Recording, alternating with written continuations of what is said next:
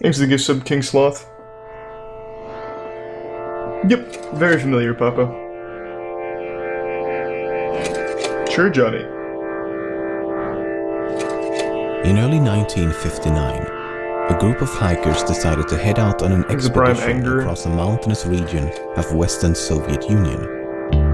The group consisted of 9 experienced men and women, greatly familiar. For the record, new information about the Dyatlov Pass surfaced over the last few months. Would prove to be their last. Despite a criminal investigation, photographs and journal entries, the case remains unsolved after more than half a century. This is the case of the Dyatlov Pass. Hey, thanks for the 5 gift subs, Spicy Meat. Fucking tier 3 and gift subs, man. Thank you.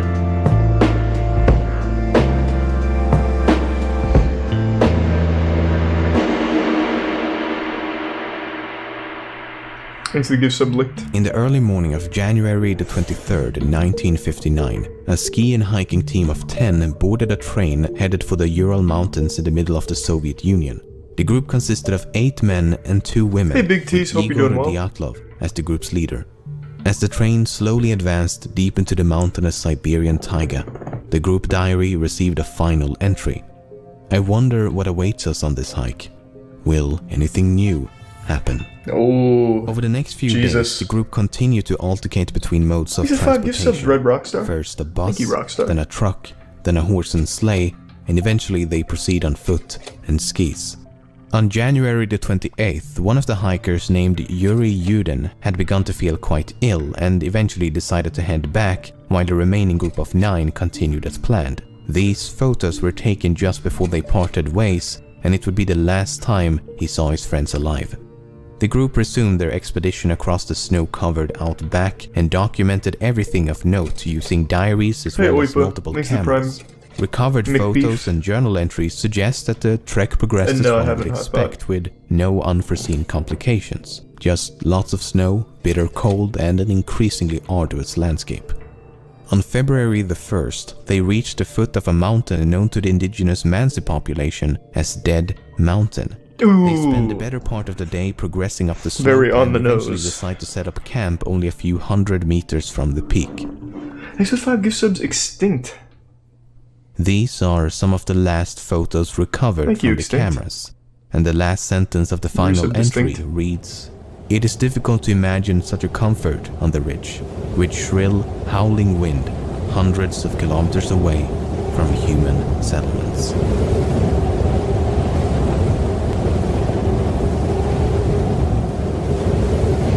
This one shows bodies. Let me do a quick scan. I mean, I'm sure... Oh, yeah. There's a whole section called The Bodies.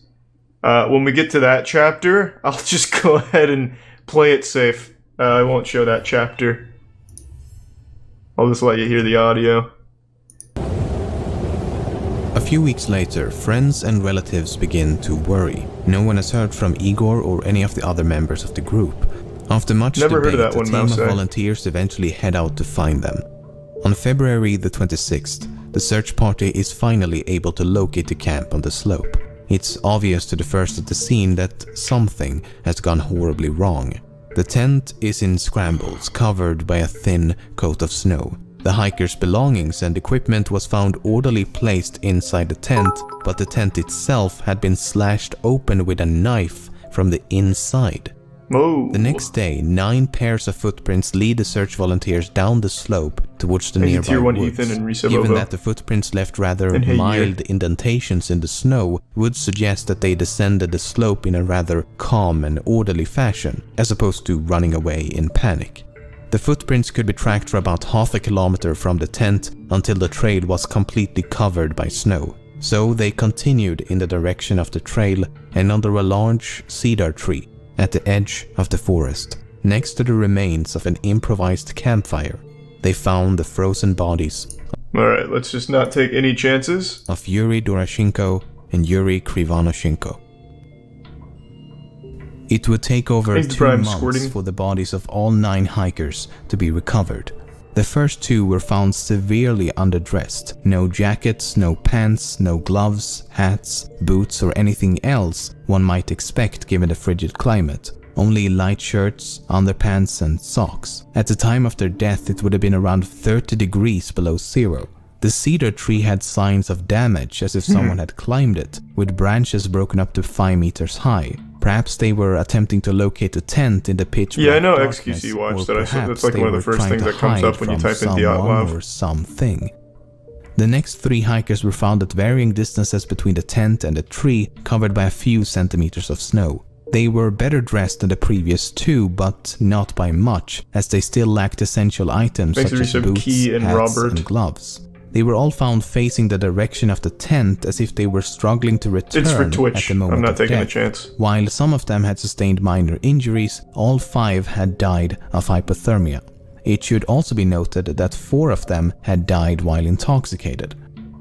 The last 4 hikers were found at the bottom of a small hill, covered by 3 meters of snow, 75 meters from the tree. Again, a lot has come out about this over the last few months from what I remember. 3 of them had sustained lethal injuries. 1 had a fractured skull, and 2 had fractured multiple ribs and suffered massive internal bleeding. There's the prime squanch. The medical examiner believed the injuries had been sustained from a fall and compared it to a car crash. The injuries had been sustained while they were all alive and could not have been inflicted by another person.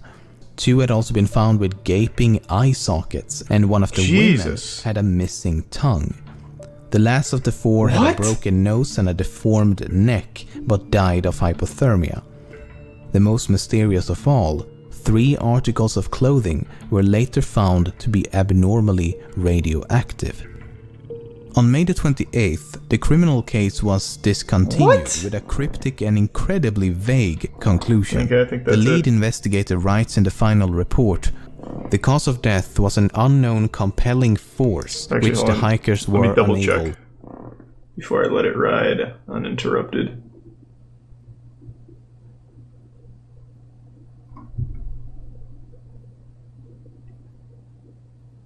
Yeah, it seems to be the only time they show the bodies. Next is just campsites and stuff. Real quick though, again, I'm gonna double check, but I'm pretty sure there was a huge Dyatlov Pass breakthrough recently. Yeah. I remember it was kind of big on Reddit, so that was a couple months ago. Yeah, I believe, I won't spoil it. Well, this kind of spoils it. But yeah, you know. To overcome. Not exactly the most satisfying answer and barely a conclusion at all. So, just in case the Galactic Empire had nothing to do with the death of the hikers, is it possible to explain some of the more enigmatic details in a less vague yet credible fashion?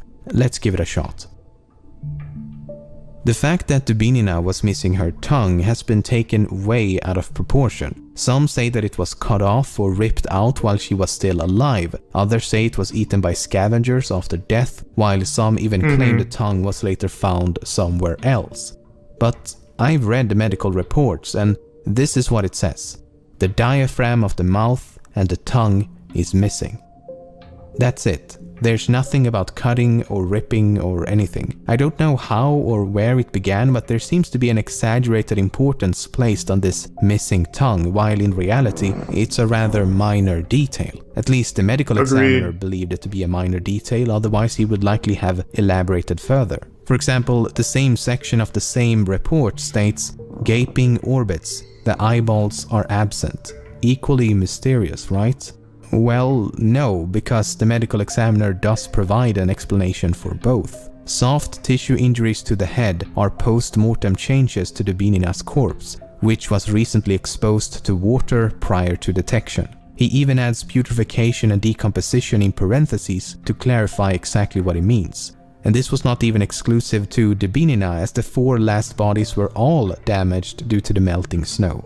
Now, some claim that her tongue must have been removed while she was still alive. But can we really rule out Sasquatch? Pointed to the fact that she had about 100 grams of blood in her stomach. But that's not exactly true either. The relevant portion of the forensic examination reads, "The stomach contained up to 100 cubic centimeters of a dark red, slimy mass." That's about 10 centiliters of something, most likely food, mixed with something red, most likely blood.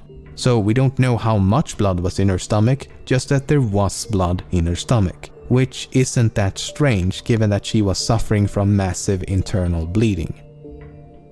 One of the most mysterious aspects of this case is that 3 separate articles of clothing discovered on 2 of the bodies were found to be radioactive, which does indeed sound a bit mysterious, but you have to keep in mind that almost everything is slightly radioactive. So we need more details. True. The radiological studies claim that under normal circumstances, an area of 150 square centimeters should not exceed 5,000 disintegrations. Everything is radioactive, literally everything. Only 3 articles of clothing exceeded or equaled that limit at 5,000 They were fucking nuked. Yeah, that's probably what it was. And 9,900 dpm. The only explanation given in the report is that the clothes were contaminated as radioactive dust fell from the atmosphere, or the clothes were susceptible to contamination when in contact with radioactive substances. In other words, they were unable to determine exactly how the clothes were contaminated, but it's not unrealistic to believe it to be a result of natural processes. Not really before we made nukes, FYI. It wasn't due to the elements. There may Bro, be you're just outright wrong. Wait, what? Kolevatov had previously worked at a facility You think developing nukes made nuclear radiation? materials, and Krivonoshenko had previously worked at a top-secret plutonium production plant for nuclear weapons, and the 3 articles of radioactive clothing belonged to Kolevatov and Krivonoshenko. Around the time of the hiker's disappearance, numerous sources claim to have seen UFOs in the form of orbs of light moving across the night sky for a few seconds up to several minutes. These include 3 soldiers and 2 different hiking groups. Some witnesses also claim that the indigenous Mansi population, as well as a group of geologists, had told them that they had observed fireballs in the sky around the time of the incident. The problem with UFO sightings is that they are, well, unidentified and often unverifiable as a result. Which means they have to be true. One of the hiking groups reported to have seen the UFO during the night of the incident, while the other sightings occurred before or after. Then there's this. This is the very last photo taken with one of the hiker's cameras. It appears to be a photo of some type of light source taken in the middle of the night. What if it actually is aliens? The photo is about as undescriptive as the UFO it is claimed to depict. It could no doubt be a photo of a UFO, and it could no doubt be a photo of a candle, flashlight, fire, stove, or anything else. But let's assume that it is a photo of something in the night sky. What could it potentially be depicting? I can think of a few possibilities. A rocket, a piece of a rocket, man-made space debris during re-entry, a crashing aircraft, or perhaps a meteor. None of which would be too surprising given that this is the Soviet Union in the middle of the Cold War as well as the space race, so there would have been a lot of aerial activity. At the time when space exploration was about as fresh as a prince living in an affluent LA neighborhood, it's not surprising that people were unable to identify the mysterious lights. Regardless, it could not have landed close to the hikers as it would have been found by the search teams. And if the object had already been recovered... Why do you keep fucking spamming this? Last story was Nightblood. Valentina had Nightblood and she didn't die from radiation. What the fuck is Nightblood? What the fuck are you talking about? Is he like a CW show or something? What is Nightblood? You've been spamming that for almost 40 minutes now since we finished that. And Valentina never died.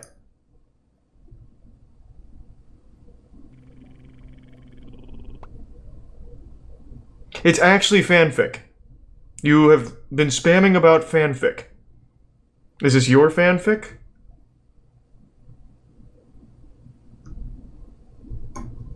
Well, that was a good waste of time.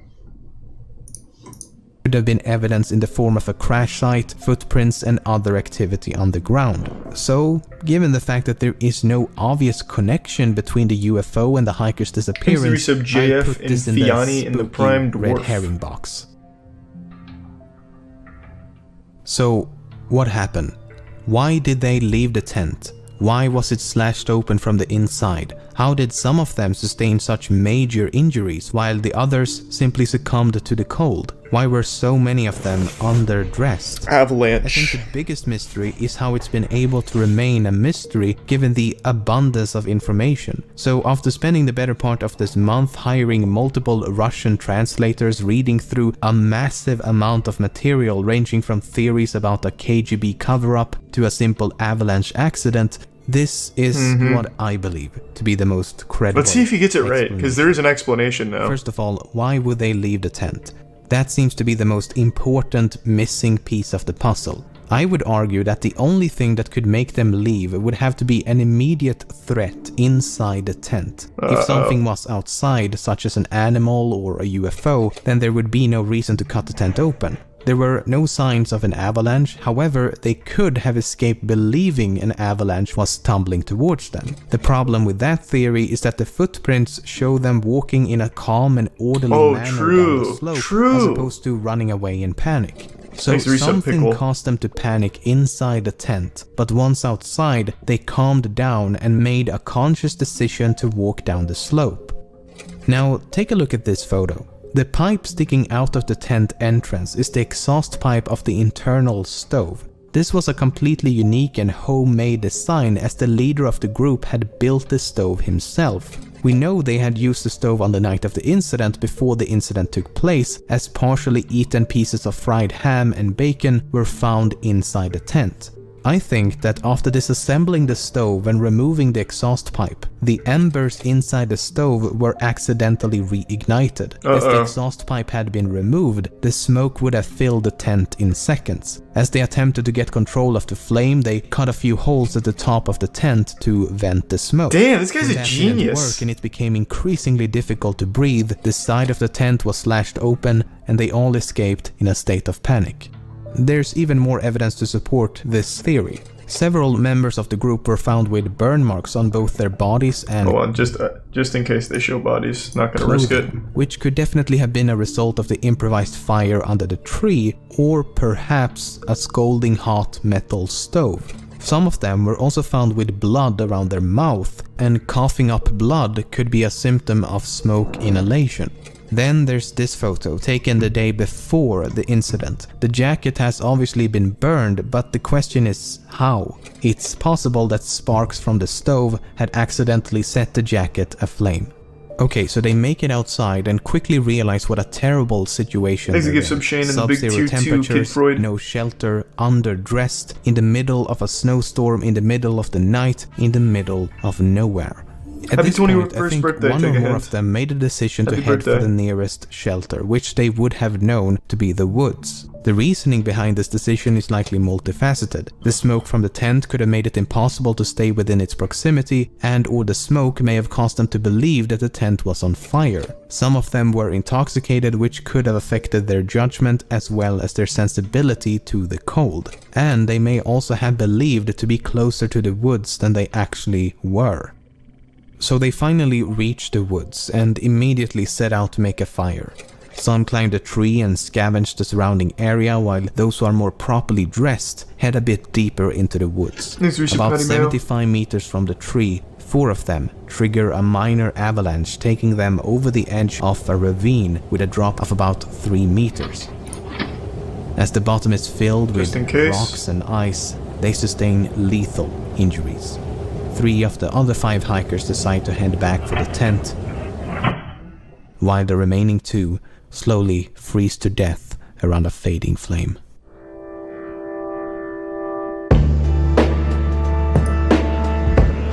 So, that theory makes a ton of sense, and I haven't kept up with the Dyatlov discoveries here, but like I said, I remembered recently there was a huge resurgence in information and explanations for this, so let me just check to make sure there's no pictures of bodies.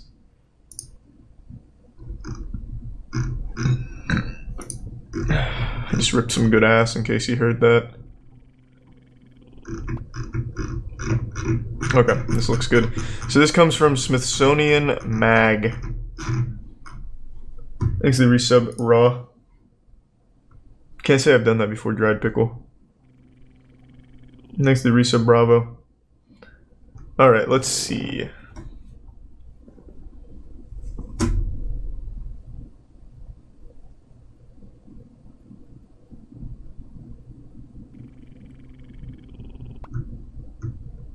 This is just an overview. Oh, here we go. An abominable snowman attack. That seems like a cool theory.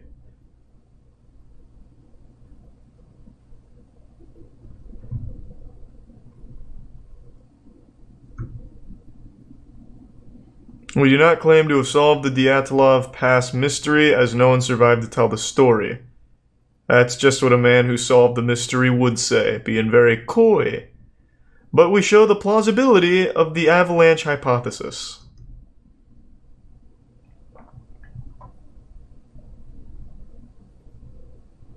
An avalanche, a snow slab, or a hurricane. Thanks to Tier 1 Zion and Prime Huso.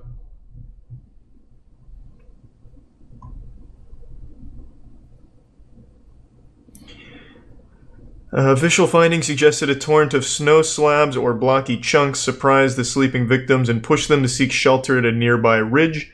Unable to see more than 50 feet ahead, the hikers froze to death as they attempted to make their way back to their tent.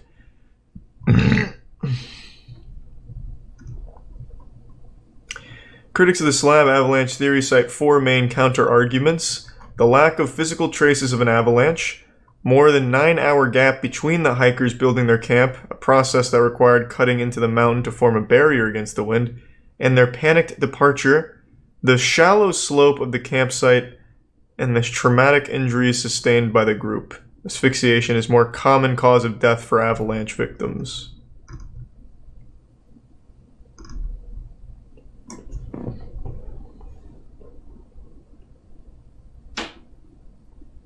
Okay. So this guy proved that a snow slab could have wiped through the area without leaving many traces. A slab avalanche, excuse me.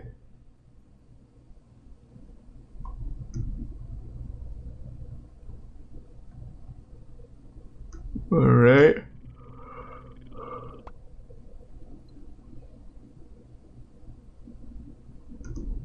Jesus, they really went in on this. Got a whole little fucking graph. Well, not graph, a whole little picture. Researchers unraveled the final piece of the puzzle, the hikers' unexplained injuries, with the help of a surprising source, Disney's 2013 film Frozen. I'm starting to doubt how accurate this conclusion may be. If Elsa did it, but I'll continue. He was so impressed by the movie's depiction of snow that he asked his creators to share their animation code with him. This simulation tool, coupled with data from cadaver tests conducted by General Motors in 1970 to determine what would happen to the human body when struck at different speeds, enabled the pair to show that heavy blocks of solid snow could have landed on the hikers as they slept, crushing their bones and causing injuries not typically associated with avalanches. If this was the case, the pair posits those who had sustained less serious blows likely dragged their injured companions out of the tent in the hopes of saving their lives. Okay. Next, the resub remark.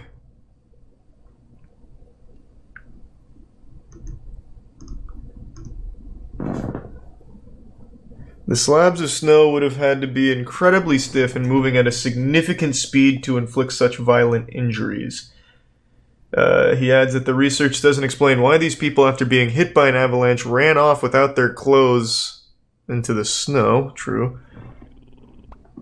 If you're in that type of harsh environment, it's suicide to leave shelter without your clothes on. True. For people to do that, they must have been terrified by something, and I assume one of the most likely things is one of them went crazy for some reason. Can't understand why else they would have behaved in that way unless they were trying to flee from someone who's been tracking them.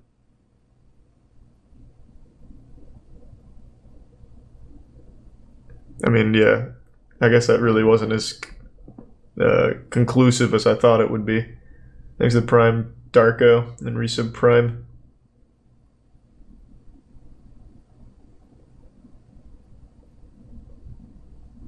Oh, DB Cooper. Yes, I didn't even think of that. Maybe it was DB Cooper.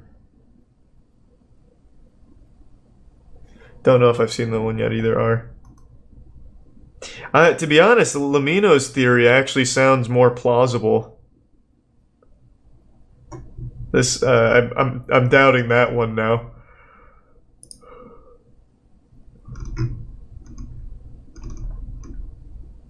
Let me just double check there's no bodies here. Now I'm interested. Yeah, no bodies. Is it not just hypothermic psychosis? Well, no, because it all happened while they were in their tents warm, supposedly. They cut out of the tent and all took off into the night. They wouldn't be suffering from hypothermia inside with a stove and clothing and everything. That really wouldn't add up.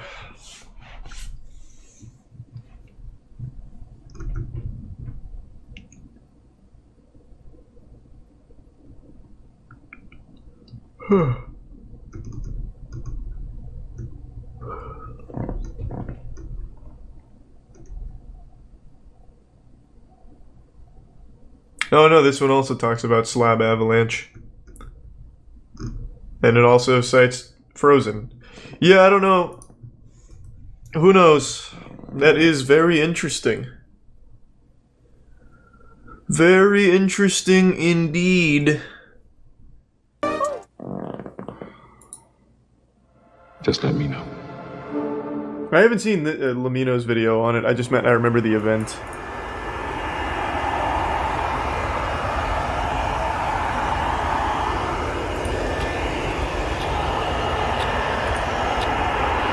Did they solve it? No. At least they give Sib Bill. No. Yeah, I mean, I'll double check, but I'm pretty sure it's still unsolved. They just have a working theory.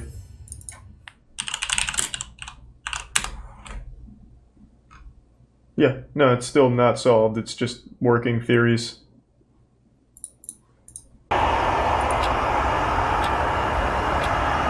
There's some punk chick in the 5 gift subs sweat. Thank you, man. Delivery manager. Appreciate it. Thank you, sweat. Thank you for a long time of watching, handyman. Malaysian 370, standby. At Kuala Lumpur International Airport, a Boeing 777 is preparing for departure. Malaysian 370, request level. 370, we are ready, requesting flight level 350 to Beijing. The unidentifiable. Malaysian Airlines oh yeah, I forgot. Flight 370 is a daily passenger flight between Kuala Lumpur, Malaysia and Beijing, China. 370, 32 right of takeoff. Nice. 42 minutes past midnight, Flight 370 is given clearance to depart. On board are Captain Zahari Ahmad Shah, First Officer Farik Abdul Hamid, 10 cabin crew members, and 227 passengers. Was this plane ever found? I don't know. I don't know. Malaysian 370, Lumpur, radar, good morning, climb flight level 250. Morning, level 250, Malaysian 370. Malaysian 370, climb flight level 350. Climb level 350, Malaysian 370. Less than an hour into the flight, the plane is cruising over the South China Sea at an altitude of 35,000 feet. The night sky is clear, and the weather They found is calm. pieces, but not the whole Flight thing. 370 is then instructed to signal air traffic control in Ho Chi Minh, Vietnam, as it is about to enter Vietnamese airspace.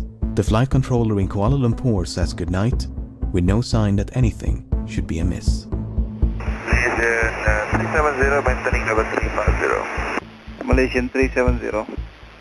Malaysian 370, maintaining level 350. Malaysian 370. Malaysian 370, contact Ho Chi Minh 120.9. Good night. Good night, Malaysian 370. Thanks, the Resub Acid Redemption.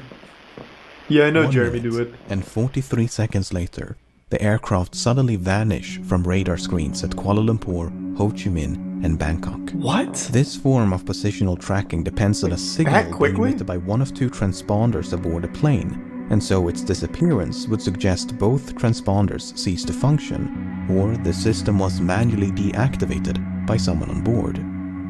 All subsequent attempts to contact and ascertain the whereabouts of Flight 370 are unsuccessful. The aircraft has seemingly vanished without a trace. After missing its scheduled time of arrival in Beijing some 4 hours later, Flight 370 is officially declared missing. And in the wake of that announcement, the most expensive search effort in aviation history is about to commence. And then I remember like a year after this, Malaysian Airlines also had another plane go missing or another accident, I don't recall. But that one was really fucking eerie, because one of the passengers had tweeted, "Here's my flight if it goes missing," and then it actually fucking did. Of the flight's disappearance between the South China Sea and the Gulf of Thailand. The search area was soon expanded, however, after the Malaysian military disclosed additional information. Unlike the radar system employed by air traffic control, long-range military radar does not rely on transponders but use reflectance to track the position Just done work with targets. A review of the data collected by the Malaysian military revealed that moments after contact with Flight 370 was lost, the aircraft had deviated from its scheduled flight path with a subtle turn to the right, followed by a prolonged turn to the left.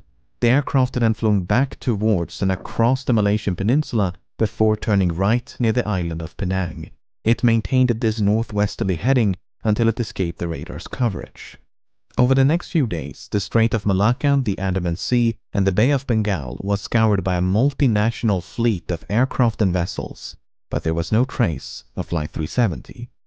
Meanwhile, investigators began to analyze the aircraft's satellite communication records. What the fuck? Like all modern airliners, Flight 370 was equipped with a satellite communications terminal, or SATCOM, to send and receive transmissions to and from the ground. Prior to departure, the SATCOM terminal had logged onto the satellite network and established a connection with a ground station in Perth, Australia.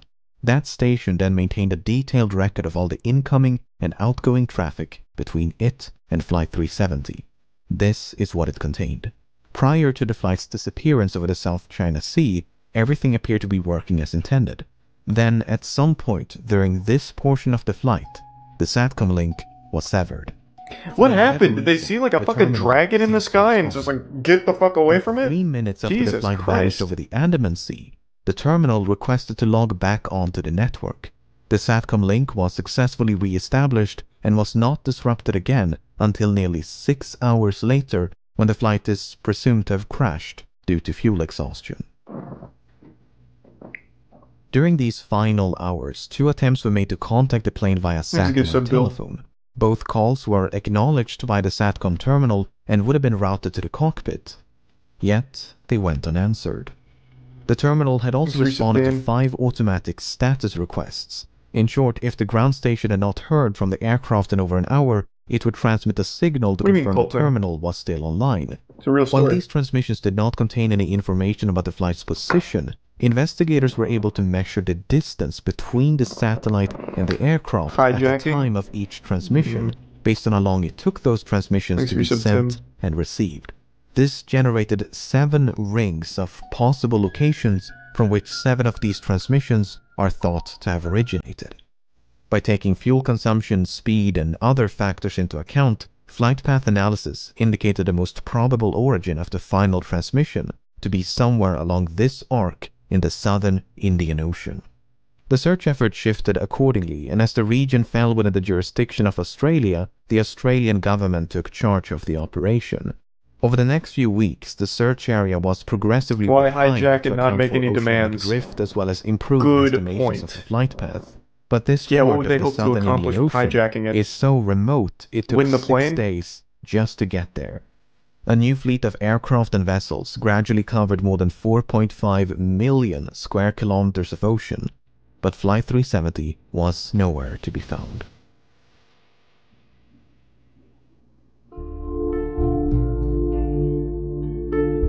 If the impact with the ocean had been sufficiently forceful, it was possible the resulting sound had been recorded by underwater listening devices known as hydrophones. This possibility was investigated, and 4 hydroacoustic monitoring stations had recorded something. It is crazy how much shit there is, like, already in the world. Like, if it crashes in the middle of nowhere, luckily we still have these robo-lizards that we have just for monitoring. Might be picked up by one of those. While the timing and direction of the sound were reasonably consistent with the final satellite transmission, the estimated origin was not. The sound was in all likelihood caused by nothing more than geological activity. Flight 370 was also equipped with 2 underwater locator beacons which had a battery life of some 40 days, and as the deadline approached in early April, signals with a pulse and frequency somewhat similar to the signal emitted by the beacons were detected at depths of up to 3,000 meters. An autonomous submersible then spent weeks scanning the seafloor where the signals had been detected, but no wreckage was ever found. And nothing would be found until more than 16 months later, when a discovery was made on the opposite side of the Indian Ocean. On the 29th of July 2015, a group of people were cleaning up a beach in Reunion, a small island to the east of Madagascar, when they stumbled upon this 2-meter-long metallic object covered in barnacles. Aviation experts quickly identified the object as a section of an aircraft. I guess I've never seen a barnacle. Looks like it's fucking growing almonds. Or like little sunflower seeds, pumpkin seeds or something. Damn, barnacles are fucking weird. Covered in barnacles. Aviation experts quickly identified the object as a section of an aircraft wing known as a flaperon. Upon closer inspection, internal markings including dates and serial numbers conclusively ascertained the flaperon belonged to Flight 370. Even though Reunion Island is some 4,000 kilometers west of the search area, and more than a year had gone by since the flight disappeared, the location was consistent with simulations of debris dispersal patterns. There was now tangible evidence that Flight 370 had crashed somewhere in the Indian Ocean. The discovery of the flaperon prompted numerous searches along beaches and shorelines of southeastern Africa, and at least 31 additional items of interest have since been recovered and examined. Some of these items include a section of the outboard flap from the right wing, a piece of cowling from one of the 2 engines, a partial door from the nose landing gear, a section of the vertical stabilizer. I fucking hate airplanes, man. From one of the embedded headrests. This is why I don't fly. This shit is terrifying. 18 of these items were identified as either likely, highly likely, or almost certain to have originated from Flight 370, whereas only 3 could be confirmed. The remaining 11 could not be identified. There were no traces of an explosion found on any of the debris tested, nor was there any evidence of a fire except for 3 small burn marks on one of the unidentifiable items. The search for debris was further aided by Earth observation satellites. Analyses of satellite imagery from March of 2014 uncovered a number of images which appeared to feature man-made objects floating on or just below the surface in the southern Indian Ocean. However, the images were not nearly sharp enough to resolve any identifiable markings, and multiple searches notwithstanding, this debris was never recovered. A satellite image taken mere hours after the final transmission also captured what appeared to be a contrail some distance away from the search area. A later analysis, however, concluded it was most likely a shadow from a somewhat linear cloud formation.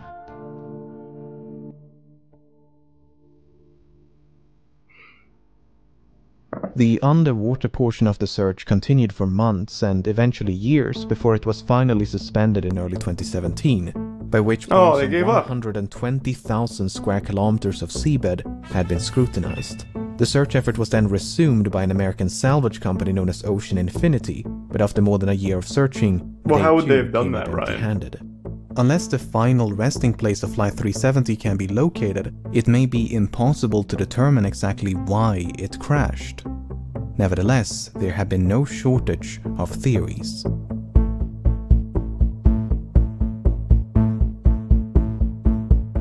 On the day of the disappearance, 2 of the passengers raised suspicion as they had boarded the flight with stolen passports, which immediately prompted concerns of a hijacking. But investigators weren't able to link the 2 men to any terrorist organizations, and soon determined they had traveled under false identities because they were seeking asylum, not due to any nefarious intent. Yeah, like hijacking wouldn't make any sense. They didn't make any demands. Passengers were identified as a flight engineer who might have possessed the necessary expertise to take control of a Boeing 777. Apart from the 239 persons on board, Flight 370 carried nearly 11 metric tons of cargo. Among the items listed on the flight manifest was a shipment of lithium-ion batteries, which led some to suspect a fire might have broken out mid-flight. For instance, the crash of Why do we still use lithium batteries? In September of 2010 Nothing good comes from that shit. was the result of a fire that was ignited by a pallet of lithium-ion batteries. Another potential source of ignition would be an electrical malfunction. The crash of Swissair Flight 111 in September of 1998 is thought to have been caused by a fire within the electrical wiring above the cockpit. My phone doesn't use lithium-ion batteries, it's an iPhone, including the it uses children's tears to power it. In the case of Flight 370, the sudden loss of communication and subsequent deviation from its scheduled flight path might have been a direct response to a fire. The two pilots may have turned back towards Malaysia to attempt an emergency landing at the nearest suitable airport. But no such attempt was ever made. Instead, Flight 370 kept going and remained aloft for another 6 hours. Some have theorized the crew might have been incapacitated by a sudden or gradual loss of cabin pressure. For instance, when Helios Airways Flight 522 failed to pressurize in August of 2005, the pilots quickly fell unconscious. Yet the aircraft continued to fly on autopilot for more than 2 hours until it ran out of fuel. Airline pilots are of course trained for such an event. Wait, what in the event of cabin depressurization, fell unconscious. Wait, did it crash or did it land itself? What the fuck? We have the capability for the plane to just completely fly itself on the pattern? I thought you still needed the pilot present to guide it. I thought it was just kind of like activating cruise control in your car. Hold on a second. Did it crash or did it like just have a successful landing all autonomously?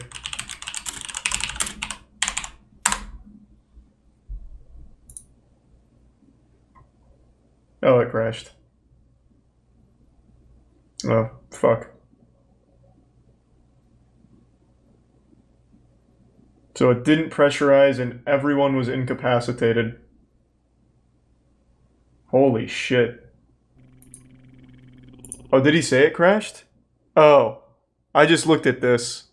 I didn't even notice it said crashed. Well, that'll do it. Thanks to the resub, Erotic and J. Cuddy. Yet the aircraft continued to fly on autopilot for more than 2 hours until it ran out of fuel. Airline pilots are of course trained for such an event. In the event of cabin depressurization, an automatic system is designed to deploy oxygen masks to give the pilots enough time to perform an emergency descent to a more breathable altitude. The data recorded by the Malaysian military radar does indeed contain altitude information, but it is highly inconsistent. In fact, the Boeing 777 is incapable of performing the extreme altitude fluctuations recorded. At one point, the aircraft exceeded its maximum operating altitude by more than 15,000 feet, before making a 50,000 feet nosedive in less than a minute. Attempts to recreate these maneuvers on a flight simulator were unsuccessful, and thus the data was deemed inaccurate and unreliable. If Flight 370 did lose cabin pressure at 35,000 feet, and the pilots were incapacitated before descending to a more oxygenated altitude, it might explain why the aircraft remained aloft for as long as it did. What is a bit more difficult to explain, however, are these alterations in heading. Flight simulations have established the aircraft must have been under manual control during the initial left turn, as the bank angle or inclination of that turn was beyond the limits of the autopilot. Subsequent turns, however, could have been either manual or automatic. But for the autopilot to have made these course corrections, someone with the requisite knowledge must have programmed it to do so. The only other alternative is that the aircraft was in fact under manual control. Thanks for the bits, Beef, and hello there. Yeah, I was talking about it the other day, hello there. I still haven't caught up on all of it, but yeah, it's a pretty fucked situation. In late June of 2014, several news outlets reported that a special investigation had identified the captain of Flight 370 as a prime suspect. A search of the captain's home had uncovered a flight simulator which supposedly contained a suspicious route which ended in the southern Indian Ocean. At the time, there was no official acknowledgement that such a route had been recovered, and a lengthy public report issued by the Malaysian government in 2015 made no mention of such a discovery. Then, in 2016, confidential documents pertaining to a forensic examination conducted by the Royal Malaysia Police in May of 2014 was leaked to the media. These documents made it clear that such a route had not only been recovered, but thoroughly examined. Soon thereafter, the Malaysian government confirmed the existence of this simulated flight path, and this is what it looks like. It should come as no surprise that many regard this as damning evidence of premeditation, but according to investigators, it is not quite so evident. The data recovered consists of 7 coordinates, 2 in Kuala Lumpur, 2 in the Strait of Malacca. What was he planning to do? Drive it straight to fucking Antarctica? And 2 in the southern Indian Ocean. The data was reconstructed from a file that had been automatically generated and saved by the simulation software a month before the incident. However, it's not clear whether the coordinates originate from the same flight session. In other words, it might not be correct to simply trace a continuous line between these 7 coordinates, as they could be from separate sessions. The forensic examination by the Royal Malaysia Police simply concluded no activity captured conclusively indicate any kind of premeditated act pertaining to the incident of MH370. He's a bit sweeper. Even so, the similarities between the simulated route and the presumed route of Flight 370 directly influenced the search operation. Australian investigators considered the possibility of someone deliberately extending the range of the flight by gliding the aircraft off the fuel exhaustion. If so, the plane could have traveled an additional 200 kilometers. Alternatively, the range could have been reduced by a controlled ditching prior to fuel exhaustion. While ultimately deemed unlikely, these 2 scenarios did affect the search effort. If the captain steered Flight 370 off course with the intention of crashing in a remote part of the southern Indian Ocean, his motive is an even greater mystery. Sahari Ahmad Shah was 53 and married with 3 children. He had more than 18,000 hours of flight experience and a spotless track record. Investigators found no evidence of financial issues, and his monthly expenses before the disappearance indicated nothing unusual. He had no history of mental illness, nor had he displayed any recent changes in lifestyle or behavior. He was raised on the island of Penang, which has led some to speculate the flight's second turn to the southwest of Penang was the captain getting a final view of his hometown. Some believe a hijacking could have been politically motivated, as Sahari was an avid supporter of a democratic opposition leader who was sentenced to 5 years in prison mere hours before Flight 370 took off. Others point to unconfirmed reports of marital issues, but this is contradicted by the official investigation and disputed by family members. The only real inconsistency noted by the final report is that the captain failed to repeat the assigned radio frequency during the last verbal communication. Malaysian 370, contact Ho Chi Minh 120.9. Good night. Good night, Malaysian 370. It would have been standard procedure to repeat the assigned frequency as the captain had correctly done a few minutes prior. 370, contact Lampur radar 1326, good night. Alright, 1326 Malaysian 370. Whether this omission is indicative of anything but a mistake is anyone's best guess. Yeah, I don't think that means shit. By all accounts, Captain Sahari was an affable and well-respected pilot who was passionate about aviation, as evident by the photos and videos he shared on social media. Hi everyone, this is a YouTube video that I made. Oh, that's kind of cute. Community service after learning. The co-pilot was found to be even less conspicuous. Farik Abdul Hamid was only 27 and due to marry a fellow pilot. He had nearly 3,000 hours of flight experience, although only 39 hours in this type of aircraft. Much like Sahari, Farik had no financial, mental or interpersonal issues of note, nor was there any evidence of conflict between the two of them.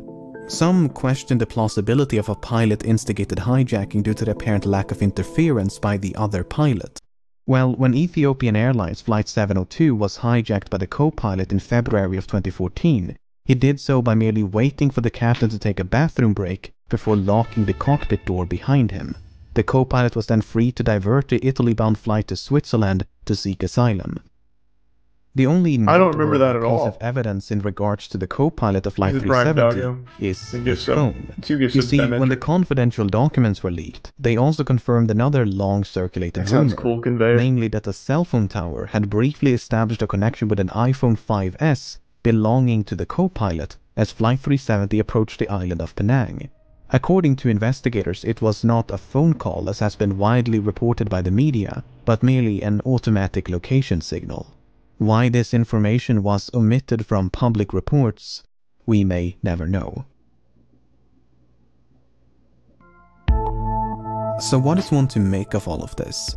On the one hand, the simulated flight path seems suspicious. On the other, it is difficult to cast any substantial doubt on either of the two pilots' characters. Yeah, I mean, the dude seems nice. Like, I don't think to deny a hijacking is consistent with the available evidence. Then again, we're missing some quite major and literal pieces of evidence.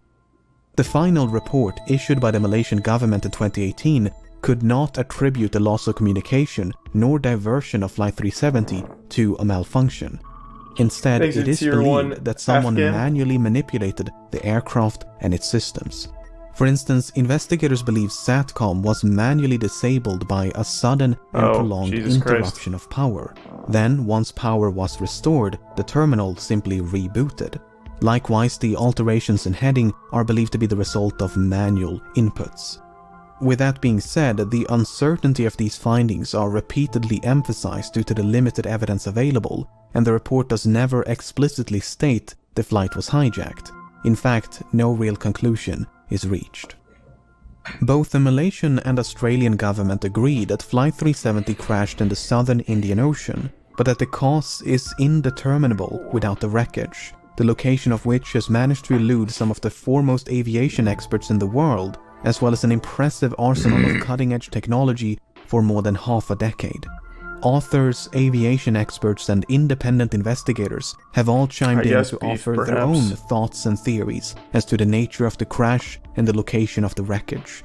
Some believe there was no crash, but that the aircraft was shot down by an American naval base in the middle of the Indian Ocean. The satellite transmissions were then supposedly that wouldn't make any sense, as part of a massive cover-up. Wouldn't explain this. Others believe the aircraft turned right towards India and traveled as far north as Kazakhstan, completely undetected.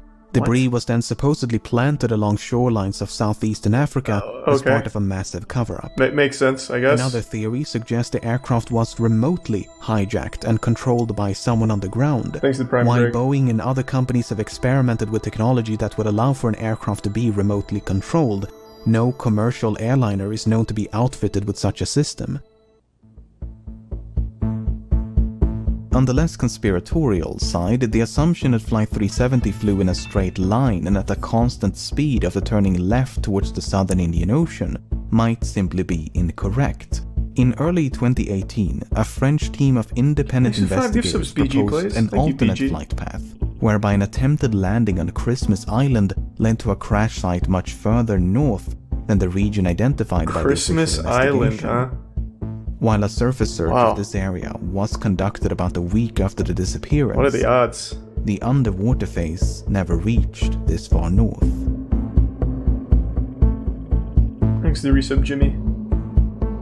As of the making of this video, the search operation has been suspended, but there have been talks of potentially resuming the search. For now, it seems, the vanishing of Flight 370 will remain a mystery. I had no idea it was that deep. From what I remember, I thought it was just pretty well understood that it crashed. And I thought it was just like a straight line and then something happened, they didn't know what. I had no idea there was this whole like turn, all this shit. I had no clue. That is so fucking weird. So the first turn had to be manual. They had to manually turn off the systems like shit. Why do people keep saying shot down? That wouldn't make any sense. That doesn't explain this at all. And also why the systems would be turned off.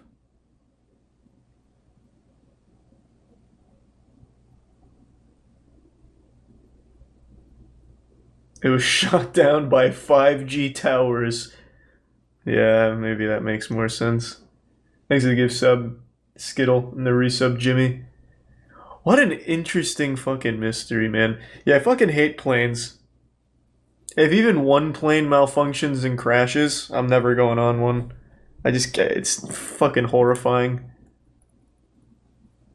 I wish we could just have some sci-fi shit where it's just a giant portal that rips through space-time continuum, so that way you don't have to be, like, reatomized. You just... Like in Jumper, you know? Or not Jumper. Doctor Strange. You just open this giant thing and you see the other side and you just step right through. Simple and easy. This. Since pilots couldn't see out of the plane because of angled landing, engineers put together a solution. The Concorde featured a droop snoot. Droop snoot? Yeah, the snoot would droop. The snoot drooped. Solid. That will do it. I'm gonna try to smoke my own weight in weed eventually. Holy shit. There's only time in front of me, and I've already done 4.2 pounds. I can do it. What a goal. Wow. Hi, I'm Tony Greenhand. Hey, Tony. 26, and I'm a professional joint roller. The National Joint League. Holy fuck, the NJL? Basically jump That's out of huge. bed and start rolling joints too. I make coffee and I start rolling, and while my coffee's being made, I'm like, boom, let's do it. Tony Before I got truly into is rolling, an I was rolling artist. weed. It was pretty basic. I also bred cannabis, but just on the side. I'm known more for the joints now, which is a surprise to me. Oh, wow, what the fuck? Tony's good. They should sell his joints right next to like Banksy's work. My mom was Jackson a Pollock. clerical at a police department, so she absolutely hates what I do.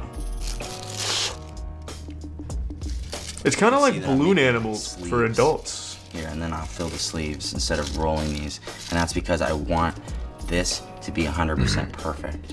Since it's gonna be the barrel of the gun, I need it to be straight all the way across. That's pretty cool, actually. What the fuck? He's got a private jet, and he's coming to pick it up. So people are paying $7 grand for like a artistic joint? What a good deal. I mean, Tony seems like a good guy. I mean, he just loves to roll joints, I guess. I mean, they were pretty cool. They were not lame like I was expecting. Oh my fucking god, I know this. Oh shit. I remember this. This was like when I was still new to Reddit. Yeah, I remember this. This was solved. If I remember, I'll let the video play and then I'll go off memory and see if I'm right. Thanks to Tier 1 Guatemalan God. I did not know her name was Elisa Lam.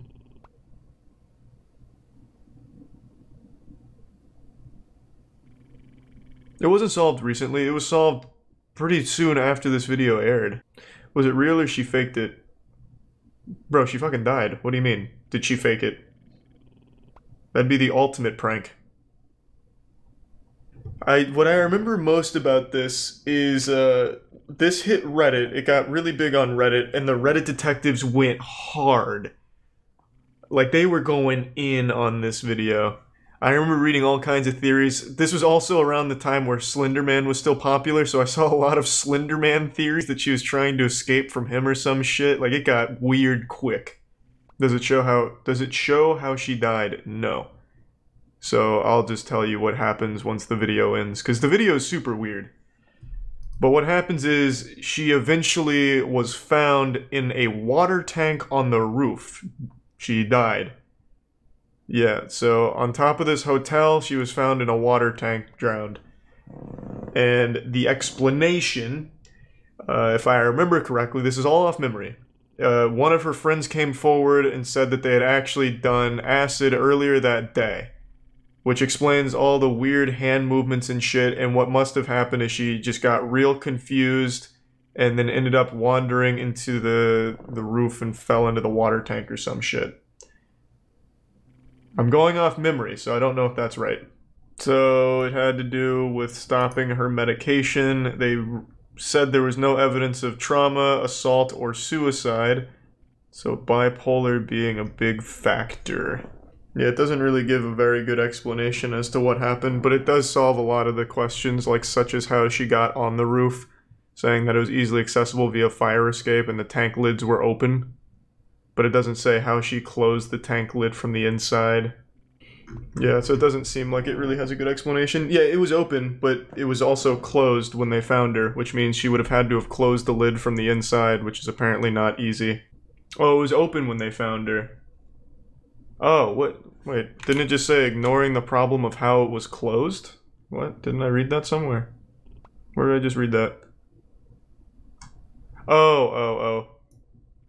Hotel employee found the body, said the lid was open at the time, removing the issue of how she could have closed the lid from the inside. Got it. Got it. The Dyatlov Pass incident. A Yeah, case that Dyatlov. many consider to be one of the greatest mysteries of all time. As over 60 years later, there is no agreed upon conclusion to what exactly had happened They give to some those hikers. whippers. And part of what has always drawn me to this mystery is its uniqueness, as I always thought nothing like it could ever happen again. But little did I know, it already has. It was August 9th, 1993, as a group of Ukrainian kayakers paddled their way through a remote river in southern Siberia. The river tour would take them near the vast Kamar-Daban mountain range and give them a full view of its beauty. As they followed the twisting river, the group would the catch Charles a glimpse White of ass something incident. moving in the woods. It was a young lady wandering aimlessly with a frozen expression on her face. She was all alone with blood on her jacket. Uh-oh. The kayakers would call out to her, asking who she was and if she needed help, but the girl didn't answer. In fact, she didn't say a word. Whatever she had seen on that mountain range had traumatized her, to the point where she couldn't Canadian speak, and having barely knock. spoken of the incident Thanks to a lot this for day. watching, man. The kayakers would bring her back to civilization, where it would be discovered that her name was Valentina Yudachenko. Hello, a hiker Valentina. who had been visiting the area as part of a tourist expedition through the mountain range. There's a gift sub shack. But the concerning part was, she wasn't alone. Or at least she hadn't been when she started her hike. In fact, she had been with 6 other hikers during her trip. Hikers who were nowhere to be found. There's the What prime happened in those Bjorn. mountains that was so Bjorn. traumatic that it left Valentina in a state of shock for years and caused the disappearance of her entire crew. Well, the story is as strange and disturbing as it gets.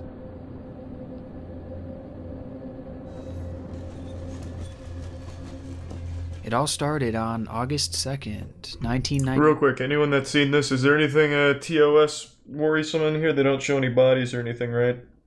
I'm gonna assume not, but just want to cover bases. We good? Kamar-Daban. The group consisted of 24-year-old Tatiana Filipenko, 23-year-old Alexander Kresin, as well as Denis Shvachin, Victoria Zalasova, Tamar Babanov, and of course, Valentina Yudachenko, each of whom were merely teenagers. There's the prime Tadax and Despite their Loki. youth, they were all well-trained and No worries, experienced Justin, thank you. hikers, and the group was led by 41-year-old Ludmila Korovina, an internationally renowned master in pedestrian tourism. They were a well-prepared and run group, and the Kamar-Daban Mountains were not viewed as being dangerous, Thanks for the gift sub, Alvinor. especially in the middle of summer. Second, 23-year-old groups would teenagers, follow yeah. on nearby trails. I don't know what to tell you. One of which was even led by Ludmila's 16-year-old daughter, Natalia. I Two know all would about plan that, on Jukes. meeting up the very I next talked about it day as well. in the mountains along with their respective crews, before Ludmila and company would continue on towards Ludyanka, their final destination. However, the forecast couldn't have been more wrong. I'll look into it later, Crone. On and off spouts of freezing rain poured down upon the group and predicted an oncoming snowstorm as the group climbed the Kanulu Mountain. And by August 4th, the snowstorm was in full effect, pummeling the exhausted hikers and forcing them to reroute and miss their connection with Just get an Natalia's umbrella, nerds. Drained of energy, Ludmila would make the call to set up camp. near Who would the top take of this their photo? summit They look and rest miserable. for the night. A move that to this day is still questioned, as the hikers were merely half an hour away from a shelter that stood on top of that very mountain. The sun would rise the next day to more stormy weather, with the snow continuing to fall around them. And Prime Bond. Ludmilla knew that staying where they were would only spell trouble. Yeah, I read about it, Dor. So she ordered the group down the mountain and into the cover of the woods below. They'd never make it there. Just minutes into their descent, Alexander Christin would begin to stumble. The man considered to be the strongest of the group would fall to the ground as his mouth began to fill with foam. Blood would rush out of his ears and his nose as he laid there seizing violently in front of his group. The hikers stood there stunned. Christin was in perfect health, and just minutes ago he was fine. And now he laid in front of them, dying. They had been outside for mere minutes. It's a haunted Already trail. All of their crew members were down. The 5 hikers continued moving forward without their leader and their strongest member, trudging ahead in a state of shock and confusion. However, this descent wouldn't last long. As they walked out of sight of Ludmilla and their dying friend, screams started ringing out from on top of the hill. It was Ludmilla. They rushed back up to see what was the matter. A bear. Only to find a disturbing scene. Polar Alexander bear. was lying there, dead. And Ludmilla was dying too. What? Unable to move and on her last breath. To this day, it's still unclear what she died from, with reports saying that she had suffered from the same mysterious illness that Alexander seemed to have, while others say that it may have just been a heart attack. They show a body. Well, it can't be one of theirs unless they just started taking photos. Here, let me just double check. Scanning through it right now, I don't see anything like that. All I'm doing is spoiling the fucking story.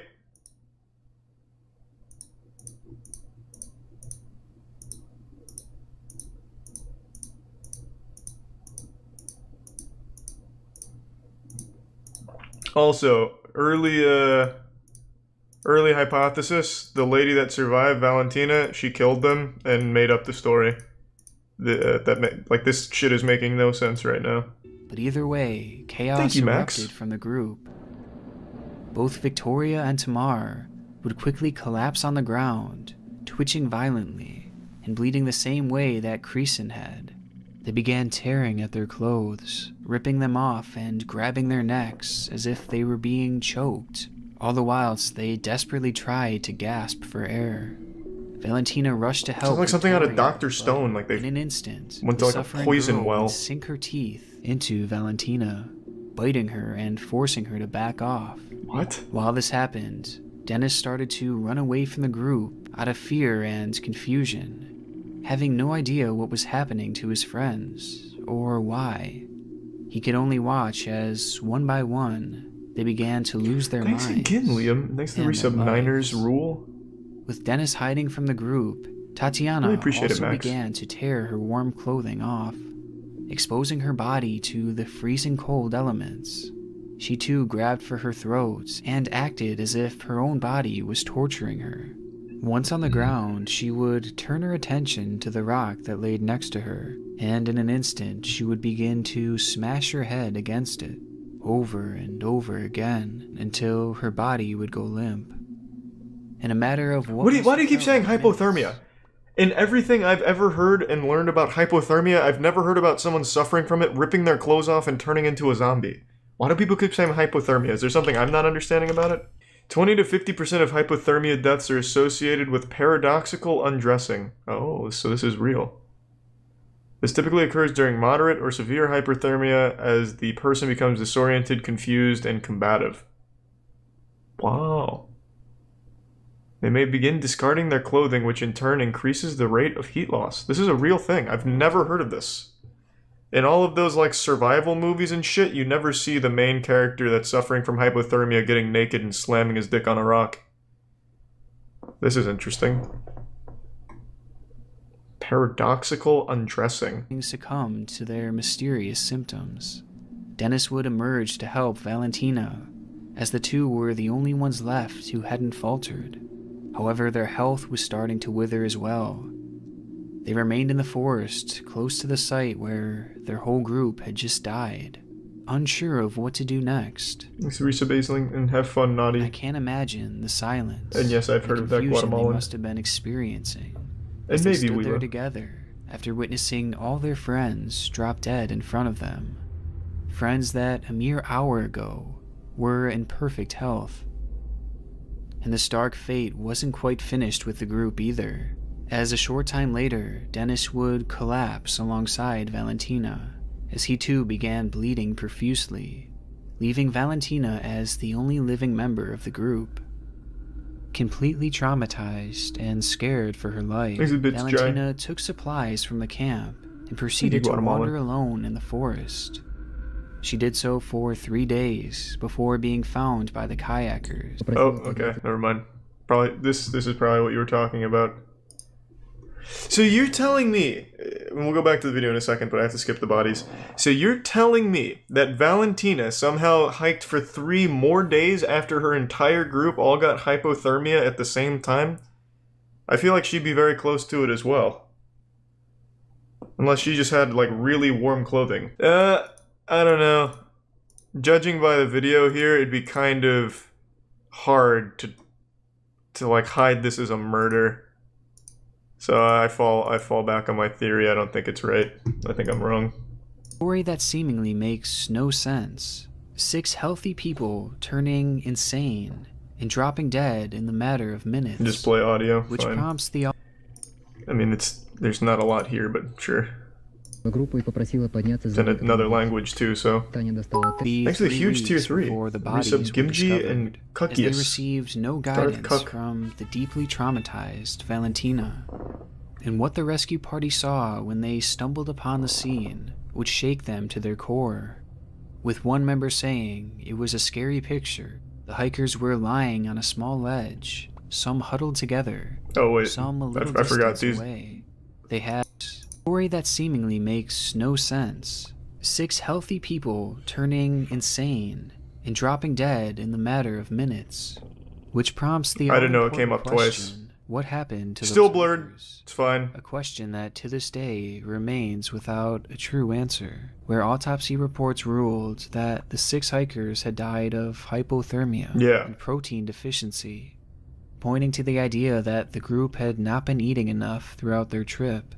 But the more I look into this, the less I believe that this is possible. What? Why? Just looking over the symptoms, this cause of death does explain some of their behaviors, such as the paradoxical... Hey, I just learned about that. Fuck However, yeah. It fails to explain them all. Makes a prime Truman and Dodo. The Dodo. of their heads against rocks, the foaming of the mouth, and the bleeding are all inconsistent with this conclusion. So how could hypothermia have set in so quickly? Must have been very cold. It was summertime, and despite the snow, the temperature was likely barely below freezing. Also, if hypothermia were truly to blame, and they were in such bad shape that each hiker died in the span of minutes, then how could Valentina have continued That's to what I survive said. for 3 more days? It just doesn't make sense. And as for the protein deficiency, Valentina herself had mentioned that the group had eaten well throughout their trip, and had even ate together on the morning of their deaths. It's also worth noting that they ate as a group together, with each member eating the same thing. So how had Valentina survived if she had eaten what they had eaten? And has caused myself and many others to doubt this theory. But if it wasn't hypothermia and protein deficiency, then what could it have been? As is the case with most mysteries, some have blamed the supernatural. Yeah, it was Bigfoot! Otherworldly had happened to the group, while others have taken a more scientific stance, blaming things like low frequency in the area, which caused the group to go in a panic. What? But I have a hard time believing either of these, as the area was not all that remote, and it's well studied by scientists. Plus, this doesn't line up with Valentina's testimony, as well as the conditions of their bodies. Another possibility is that the group had eaten something poisonous on their trip, an idea that is certainly possible, as Ludmilla was often known to be a forager. So perhaps some sort of fungus or Jesus, berry, giving it to the group to eat. That's the worst leader to have. It was actually toxic. A poisonous mushroom could certainly cause the hikers to hallucinate and potentially bleed internally. But the issue is, Valentina never mentioned that the group had foraged for food. Well, ask her. She is on record saying that they had eaten well. If they had ate something suspicious out there, she certainly would have told authorities. Needs to get Plus, some if they had Archer all in the eaten Prime Bell. together, then how had Valentina not been poisoned? And finally, Ludmilla was an expert at this kind of stuff, so it's unlikely that she would make a mistake of this magnitude, especially given how well she knew the area. But if it hadn't been the food that had poisoned them, then perhaps it was something in the air. Chemtrails. Russia has long since been known for their development of deadly chemical weapons, producing them in secret and testing them in undisclosed locations. And around this time, it's documented that they had a specific interest in deadly nerve agents, chemicals that could have caused the hikers to snap and act the way they did, as well as causing their bleeding and foaming of the mouth. Because of this, many think it's possible that the Russians had been testing or even dumping their chemicals in the area where the hikers just happened to be. What? After all, in 1993, the Soviet Union was already disbanded, an event that caused thousands of these chemical weapons to go missing, the best possibility for explaining how it happened so quickly. Now, following this theory even more, the case gained virtually no media coverage, besides for a single local article, and it's barely known to this day, pushing some to believe that it could have been covered up. And there's also one final key detail that I found in my research that could point to this theory being true. After authorities were alerted that a group of tourists were missing, they didn't set out a search party until a full week had gone by, despite there being clear weather. Some online have taken this as an indication that authorities were waiting for the toxins in the area to clear before beginning their search.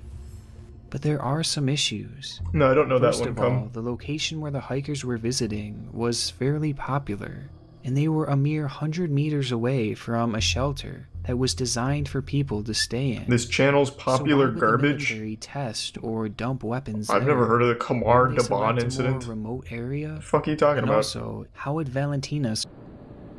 It's a frustrating case as the answer seems so hard to settle on, potentially because it's been incredibly underreported. Thanks to resub. And the reports that are out there are filled with speculation rather than fact. Also, of the original articles written on this, many were made in other languages, which may have led to things being lost in translation over the years. Oh, maybe. And though Valentina's testimony tells us what had happened on those mountains, it's also possible she had misremembered things, especially given the extreme shock and trauma she had experienced. She had also just recently started discussing this event, leaving things to be forgotten over the years. So with all these factors, it's possible we may not even have the full story, which just adds more mystery to this strange case. And given the lack of attention it's received, they weren't malnourished is the thing. We never know for sure what happened in those mountains.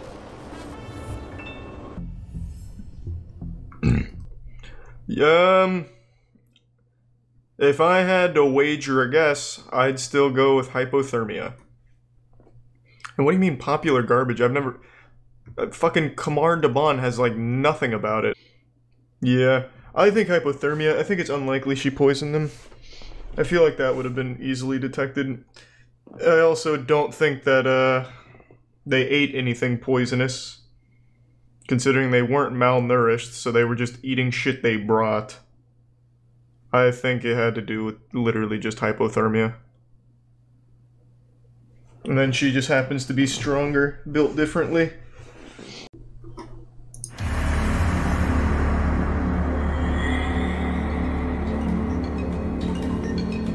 Every week sees the release of multiple mysterious videos. However, some of these defy explanation. So, from a Mexican witch to a violent ghost, join us.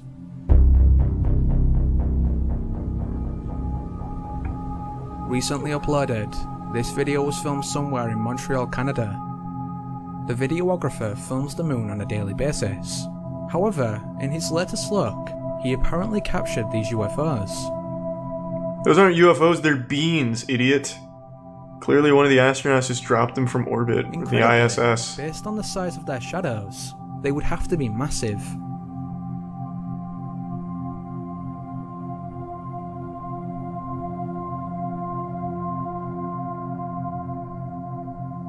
Oh, that's the whole thing. In this next video, a woman is casually walking down the street when she is suddenly and violently thrown by an unseen force. Holy shit! It's like a Nacho Libre suplex. While some blame a chain, others maintain there is nothing there. As such, if this isn't the answer, what kind of force would be able to throw over a person with such ease?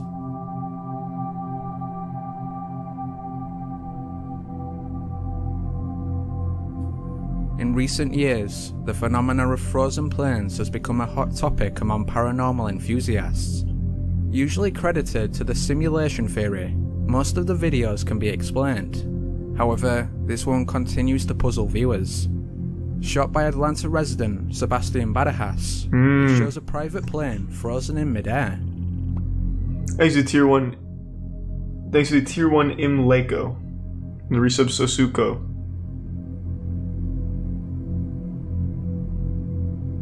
Initially, some skeptics blamed the wind, yet the banner behind the plane doesn't reflect this. Uh-oh.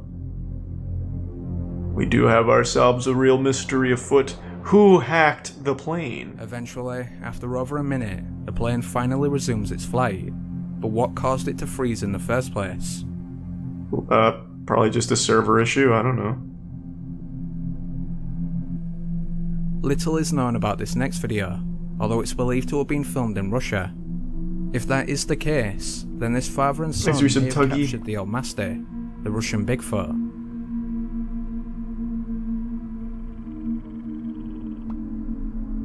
Next to the Tier 1 Prince. Oh god! I knew it! I've been saying it for years, Sasquatch is real. Finally, the proof! Compared to most Bigfoot footage, this one has little to no skeptics, and is considered to be one of the best videos out there. In particular, people draw attention to its massive shoulders and elongated arms. Little to no skeptics, which seem to make a hoax unlikely. Yeah, you can't dispute that, I guess. Looks pretty, no argument from me. Also, I'll just read this out. The number 8 one with the girl being knocked over is an edited video. It was originally a tire that flew off a truck and hit her in the face, and they edited the tire out. I've actually seen that on Twitter. Since there's a lot of videos where tires fly out and hit somebody, on Twitter there was an account that would edit the tires out and just have the impact, and I recognized one of them because I saw it on Reddit. They had edited out the tire on someone that was walking down the sidewalk and gets hit in the back and just like fucking flies forward. They edited the tire, and the entire like skeptic community on Twitter was like, see, fucking proof that something is afoot in our simulated universe.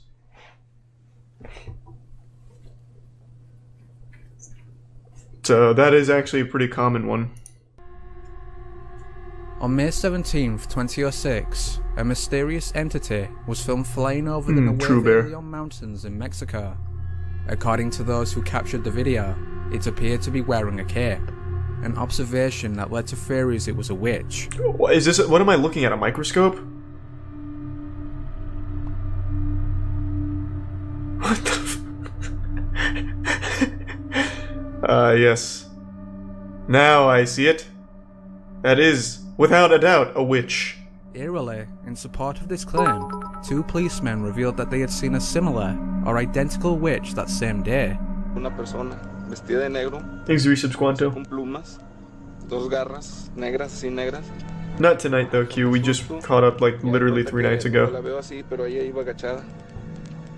Entonces me hago para atrás, me meto otra vez al cuarto donde estaba. Thanks, Resub Meat Strips, Fizzle, Gift Sub Prince, and Prime Dakota. Una noche cuando vigilaba este lote de autos, recibió la visita de 2 seres que volaban sobre el Panteón de Santa Catarina, ubicado a espaldas del cerro donde fue grabada la enigmática figura. 2 años antes, Leonardo Samaniego realizó un encuentro similar. Thanks, Resub Logan. One thing I've wanted to do is create one of these things. Like, I'd like to have Mark Rober whip up, like, a really convincing paranormal flying thing, and then just fly it around, like, I don't know, some city, and see how many people pick up it, like, believing it's real. However, some skeptics maintain that the supposed witch is actually just a bunch of balloons, yet those who saw it are insistent it was supernatural. I think that's illegal. What, to convince people that the fucking witches exist? In multiple Public Hero videos, Thanks for the gift sub, TDL. seems to depict the close call rescue of a bystander. However, when researchers look closer, what seemed like an ordinary fall now appeared to be the result of paranormal interference. What?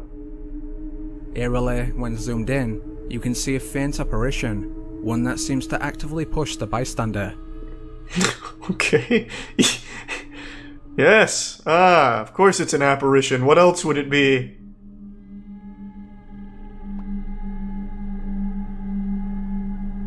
Thanks to the resub Daffy and the anonymous bits. Skinwalker Ranch. Yep, that sounds like actual serial killer shit. I can't watch that on Twitch. It stays in place for a few seconds before disappearing.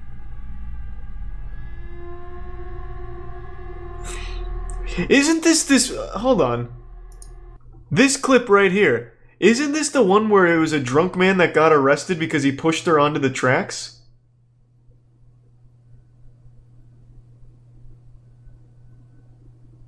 That's this video, isn't it? Holy shit, hold on. That wasn't long ago.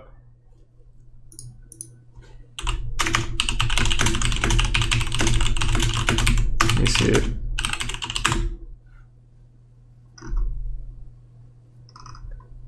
Where was it?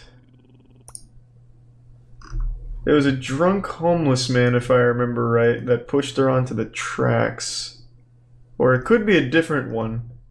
But let's see.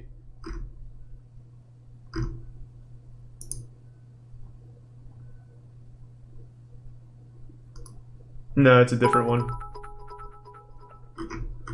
Or at least, I don't, well, Jesus, there's a couple instances, but it is, the one I was thinking of is not this one. Thanks to the resub Spike in the Tier 1 Waffles.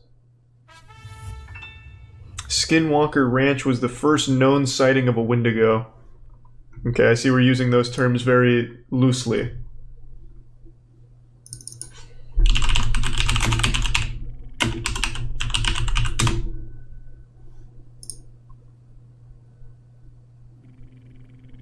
There's a Tier 1 Emily drones and the bits Aussie and Cinder. Thank you. Yeah, I mean, I'll queue it up. But I'm trying to find this because I'm pretty sure this video is. I'm pretty sure it was a guy that pushed her because this looks very familiar.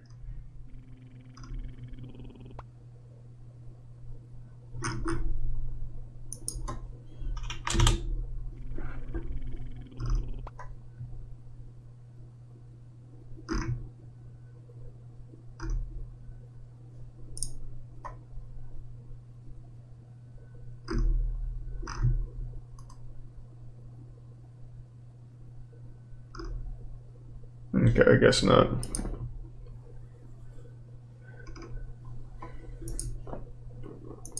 Must have been a ghost. Thanks to the Prime Kung Fu and Kidney Stones and the resub Smiles. And the resub Rusty.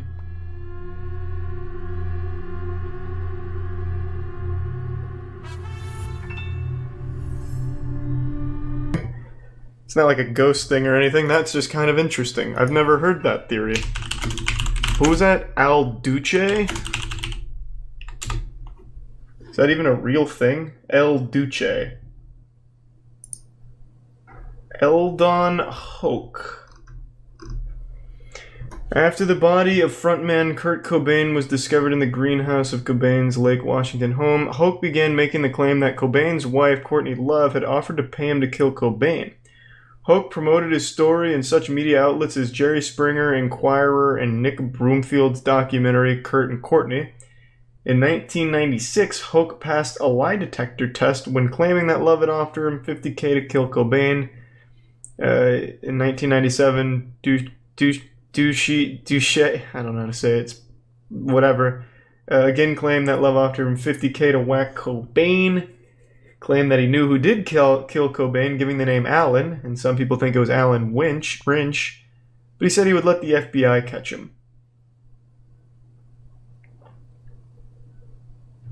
According to a self-published book by Mentor's bass player Steve Broy, the whole story was concocted by Mentor's associate Rev Bud Green in order to sell to supermarket tabloids. Nice. Interestingly, though, April 19th, 1997, one day after his final performance and talking to Brent Alden, 8 days after filming his interview with Nick Broomfield in the Kurt and Courtney documentary, he was found dead on the railroad tracks, decapitation in an accident, and was hit on by a full freight train going 60. That is pretty fucking weird.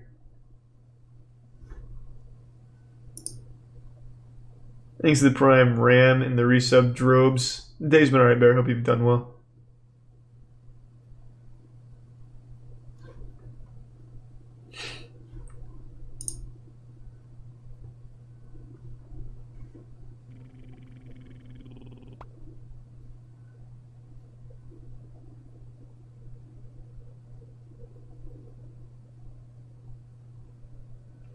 Wild.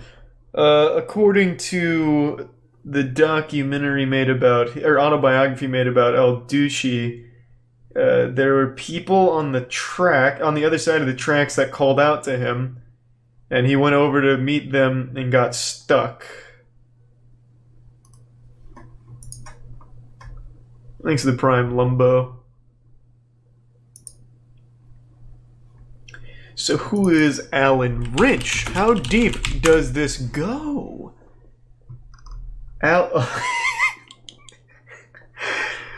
What a fucking unfortunate name. Alan Rinch just of course brings me Alan Wrenches to buy. I see. So he doesn't want to be found. That crafty Alan Rinch. Damn. Alright, I'll do Alan Rinch Cobain. Alright. Murdering Kurt Cobain, finishing it all off. I actually have a photo of Alan Rinch with Kurt Cobain wearing the shirt that he died in. Alan Rinch says he killed Kurt Cobain. Who is Alan Rinch?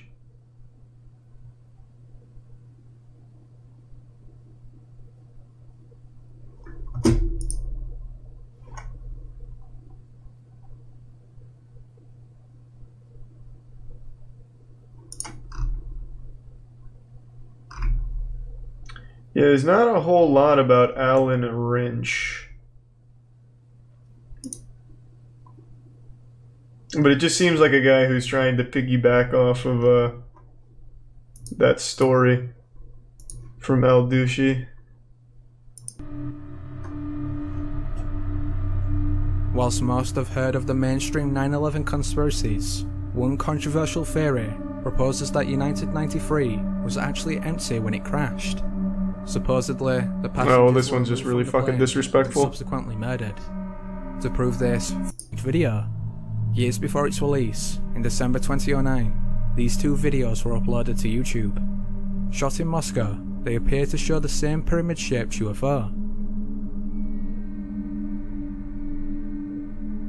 After the release of this footage, sections of the pyramid went quiet.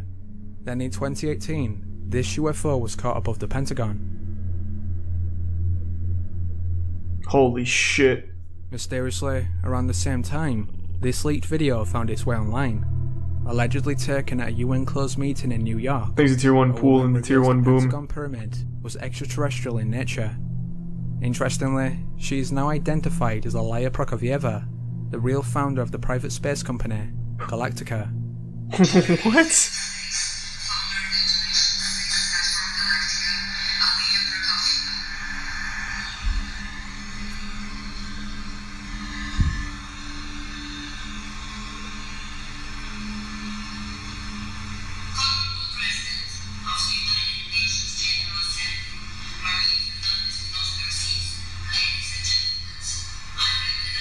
Oh my god, aliens are real. I knew it! It's proven!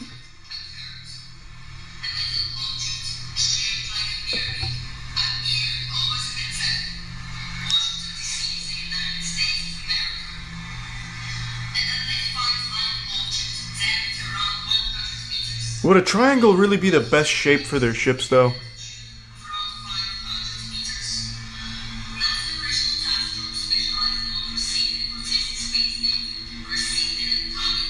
This shit is from a movie? Thanks, resub Leo.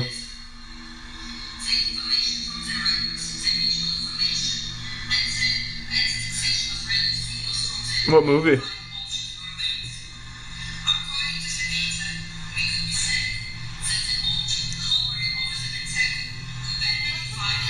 Thanks, the Prime Crown.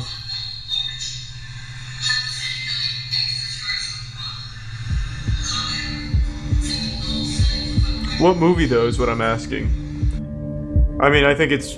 I also think it's from a movie. Would be my guess. Like, this is so convenient that it's just like an exposition dump here. Allegedly taken at a UN closed meeting. But I don't know what movie. Let's see. Alaya Prokofyevya. Prokofyevya. Yep, that's how you say it.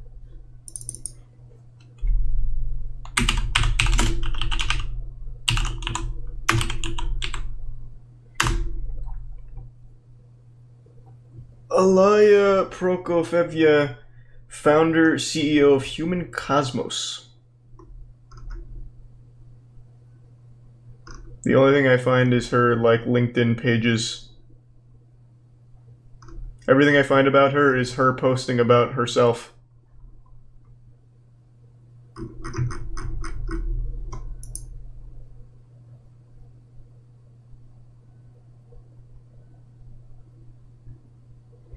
Check comments. YouTube comments is the worst fucking place for anything ever. I guarantee they believed every single one of the things in here. Yep, that was definitely Bigfoot. Can't argue with that.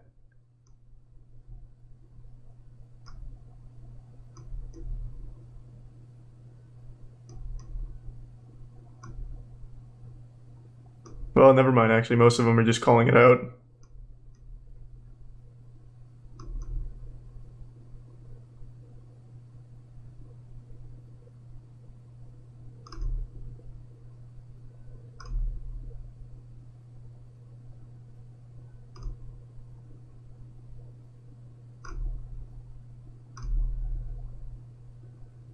Nice. Deadliest computer virus by Disrupt. The world's deadliest computer virus.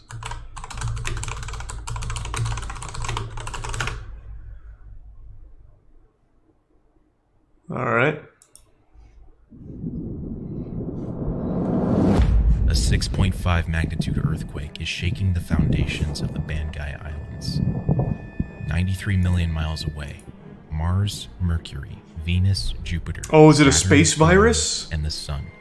All aliens hacked our hentai folders? Back at the equator, it's early morning.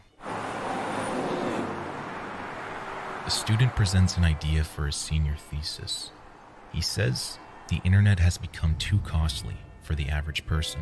Damn, this is really well made. Holy shit. He can create a program that would retrieve the account logins of other individuals, hijack their internet. Thanks for resub, Tim Tom. Obviously, he wouldn't release the bug. He just wants to show he can do it before graduation. The dean's response?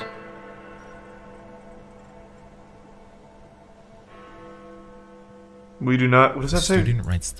We do not produce Burglocks. What is that, like a Magic the Gathering card? What the fuck is a Burglock? We do not burger? No, it's not a burger. What the fuck is this? Burglars! Oh, this is a K. Oh, I thought this was a K. Burglars. He just... he forgot this part, so it looks like a K. Okay. The last line of code. He originally developed it to be geolocked to Manila, a safety net. But last minute, out of sheer curiosity, he removes the geographic restriction. Shrouded in the universal message of peace, the file looks to be from a secret admirer. Oh, this is like the... Ooh, this is a classic! Once opened, the full file extension reveals itself. Hey, thank you, Tip. Thanks for your sub, Cum Dragon. It uses an exploit in early computer systems that allowed it to run system code simply by being opened. The top 2 files are sent to the Windows system folder, where they wait. The bottom one is sent to the Windows directory. Production on this is off the fucking charts. In the local machine registry. This causes other programs to run as soon as the system boots, before the user even has a chance to log in. From there, it opens Internet Explorer and randomly picks from a series of 4 web pages. Once landed, it downloads winbugsfix.exe. Then, it adds another registry key at the starting line. Okay. It gathers the system what does it all mean? Password, IP address, and remote access information, packages it up neatly, and sends it to mailme at super.net.ph. After the details are set, I love that he has like his own little fucking video game world here to enter. Like .js or it's like CodeMiko shit. It overwrites them with the file extension. It does the same for JPEGs and MP3s, rendering them completely unretrievable. World's deadliest computer virus. Once the damage is done, the worm enters Outlook, scans for emails, then sends itself using the originator's email address. Thanks to Tier 1 Seagull and Resub Rimbuck. Destruction is now spreading through a message of peace and love. You are watching Disrupt. This is movie quality shit here. From Philippines to Hong Kong, the virus has infected several large corporations and banks. Not only deleting important files within the companies, grabbing the email listings of all individuals in contact. From there, it jumps to Europe, where it wreaks particular damage to the email servers within the House of Commons. They're forced to shut down, same with the Denmark Parliament. With classified documents in danger of being wiped out. Who the fuck opened I love you emails at the Parliament building? Nobody's getting an I love you message there. That the Air Force had previously placed across bases throughout the country. It then creates a sort of window for centralized command. What is this? Tier 1 Nathan, computer virus. The email matches the description. Command sends a TCP reset to that desktop. Just explaining the virus? Yeah, and what? It's like a history lesson. The private sector is not so lucky. Most companies I highly disagree. Outlook, including AT&T and Ford. They are forced to take their email servers offline. Who's your Tier 1 year friend Tio and the Prime Nardo? 55 million computers. Along with the emails, a second spreader has been identified. Within the original files, one is named mirc.ini. Oh, I thought it was gonna be a dude's name. It was just a picture of my dad. He was spreading it back in 2000. Contacts that the victim may share on a server. Instead of a love letter, though, it sends this message.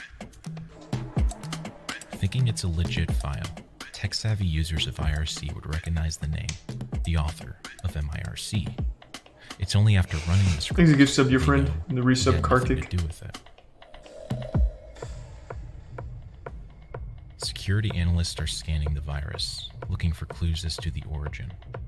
They find that a component within closely resembles a password cracker named that was discovered 4 months earlier. They find within it signed names and resumes, an entry that says, in the resume portion is an extended list of like the Joker with a calling card. Along with a group title. Good man. This traces back to an after-school club at a computer college in the Philippines. An apartment is raided. Inside is a man, a woman, and an empty desk with a dusty outline of a Gateway Performance 1500. How do they know?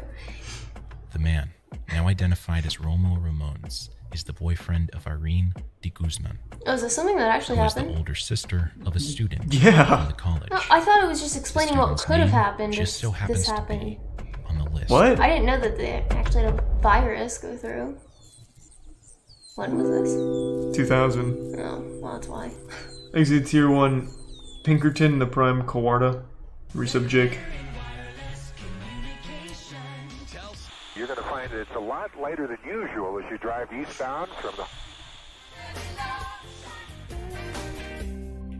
That was Love Shack by the B-52s. You're listening to 102.7 KISS FM. Folks, it's a sunny 75.5 degrees in Los Angeles. Fucking 3. Why would I know about this? It's Win a Porsche Friday. You know the rules. Yeah, I mean, I don't remember it super well either, but I don't know why it'd be a fake history lesson. I didn't realize that it was a history lesson. I mean, he's just explaining what happens if a virus goes through and all this stuff happens. I didn't know it was something that really happened that way. That it was just going through like this could happen if this... I get Very ya. recognizable as our current day web. This is before .coms and .orgs. Hey, he said like a history lesson. Doesn't make me think it actually happened and it's an actual history lesson. A telephone number for ARPANET was the first wide area network that allowed different connections to send information to each other. Also known I wonder if they're gonna bring up my old website here for evidence. I remember I had a Pixo. his home modem. Sure enough, Maybe that's the key. He's gained access to the University of California, Berkeley. Diving further, he discovers there's potential government documents hidden behind a password. He tries guessing. He tries UCB. Over the next Good few weeks, guess. Dante continues logging in. For him, it's less about obtaining sensitive information or leaking it, more about gaining power, snooping around, seeing how far he can cross the line. On one of his deep dives, he makes a fatal error. He forgets to mask his login name. Why even make the login name your name? Miles away. Make it like Dick Hard Thundercock or something. Who cares? He continues. The kid answers the door. He's greeted by the Los Angeles DA. They seize his computer, but since he's underage, he isn't charged. Now he works for NSA. In the back reaches Tier 1 of a Sentient Menlo Salt Park and the storage resub facility, Moshe and the two two give subs workers are Linen. clearing out unpaid storage units. Already It's a seen that routine Seagull. job. It's like a Break 300 open the million lock, view video. Clear out the belongings, auction off what they can. But in this particular unit, they find something. The Stanford Research Institute, one of the centers impacted by the previous escapades, Is it Prime reaches Rye? out to Kevin, proposing that he works for them, securing their network. The 18-year-old is hired. Hey, congrats, Kevin! Fuck He's yeah! gone to a few blocks from the main entrance Big of pickup. SRI. He spends his days working on encryption algorithms for secure military communications. He's successfully gone from an underground black hat hacker to a white hat hacker with a paycheck. Detective James Neal of the Menlo Park PD thinks he's looking at a standard case of stolen property. The storage bill is assigned to Thanks to the anonymous gift sub. John Anderson. A quick search finds this name to be a fake.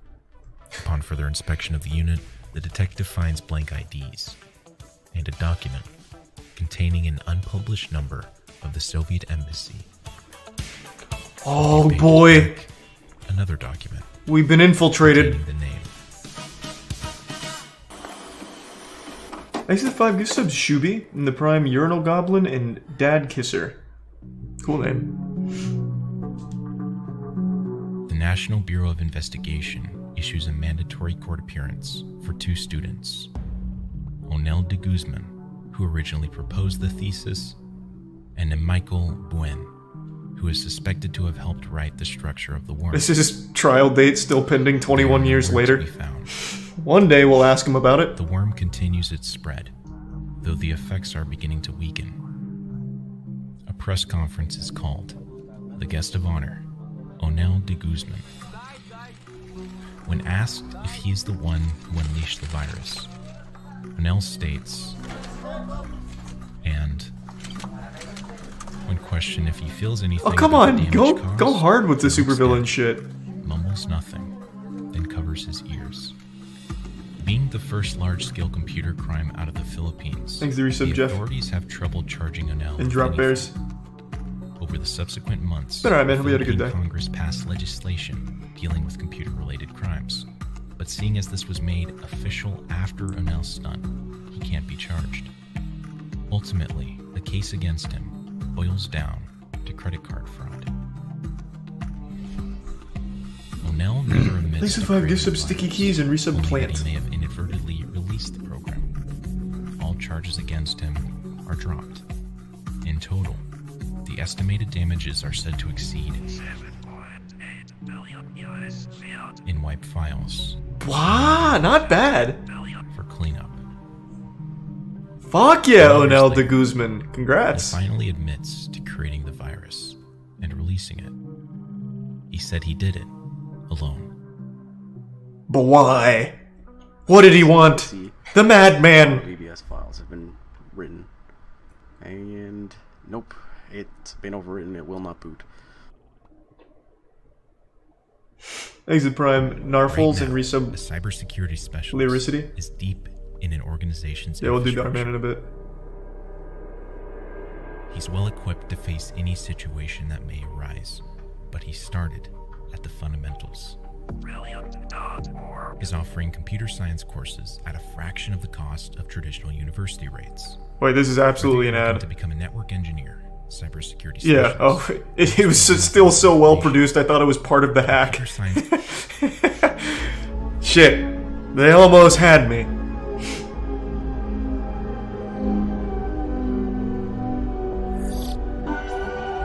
God, it's like the fucking Chris Angel pre-commercial, yeah, pre-commercial shit.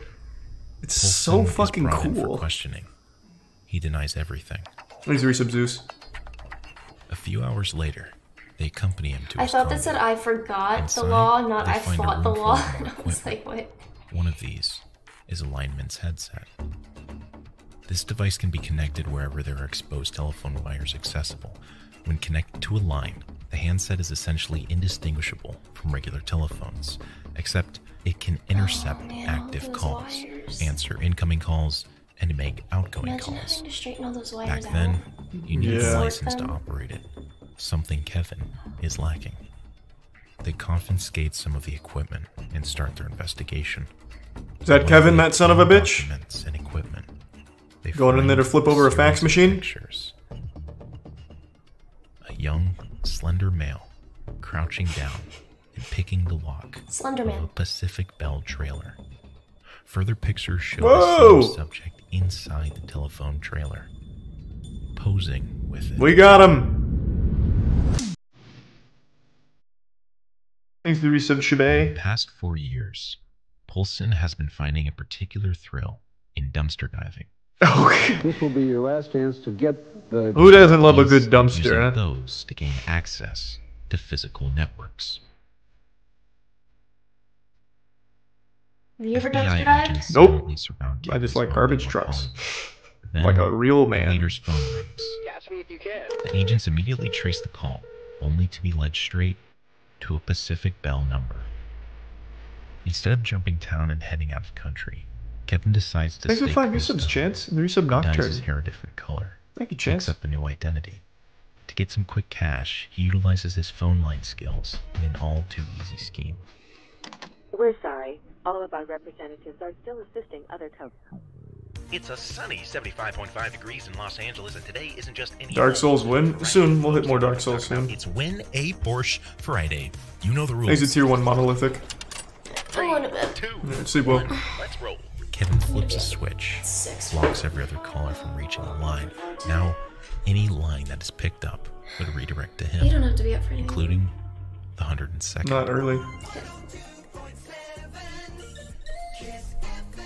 Congratulations, you've won a brand new Porsche. Who's the lucky winner? Wow, I can't believe it. This Thanks to Tier 1 Gantz. Michael B. Peters. One can only speculate about what motivated Kevin Poulsen. Oh, God. Before he fled, agree It's that he's an unusual, non-pedophile hunter Chris great Hansen. young man, possibly a genius. But now he is a wanted man, facing up to 37 years in prison. A TV show has just aired an episode about Kevin's hacks. The show opens their phone lines to callers that may have tips about the subjects. On the premiere of this particular episode, the phone lines are jammed. Classic Kevin. During his time laying, he released an EMP LA device. Vice Squad, a division focused on public order crimes like narcotics and gambling, pick up Kevin on an undisclosed minor crime. Eventually, though, they release him, failing to check the federal warrant database. That was lucky. The feds have received a tip that Kevin is still living in LA. Thanks to gift sub against Sticky. Question some of his acquaintances. One says that he frequents. They go to the store, give the employees his picture, and wait. Just go to a different market. You can't be forming habits as a criminal. Is working the night shift. Gotta keep them on their toes. He spots a familiar face. Kevin has dyed his hair a light blonde, but it isn't enough. Hey Wheeler, thanks for the 5 gift subs, man. Dials the authorities, ensuring Kevin doesn't spot him. By the time they arrive, Kevin is gone. For the next 24 hours, the agent on duty, Terry, stakes out the parking lot. Thanks to the Prime, see that? Terry takes a position at the front door. 2 clerks sneak up behind Kevin and tackle him to the ground. But it wasn't Kevin. It was a 9-year-old schoolboy Kevin paid him into the back room to impersonate him. Can arrive. As if on cue, Kevin begins complaining that his eyes are watering. He requests that he take his contact lenses out and get the glasses from a bag in his car. Terry agrees and retrieves the bag, but he checks it before handing it over. Sure enough, in the glasses case is a universal handcuff key. Oh, wait, what? I still think it's super dumb that all handcuffs use the same key. I think that's so fucking dumb. What an oversight.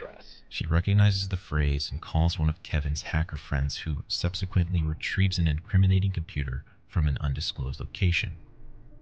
However, the police are a step ahead.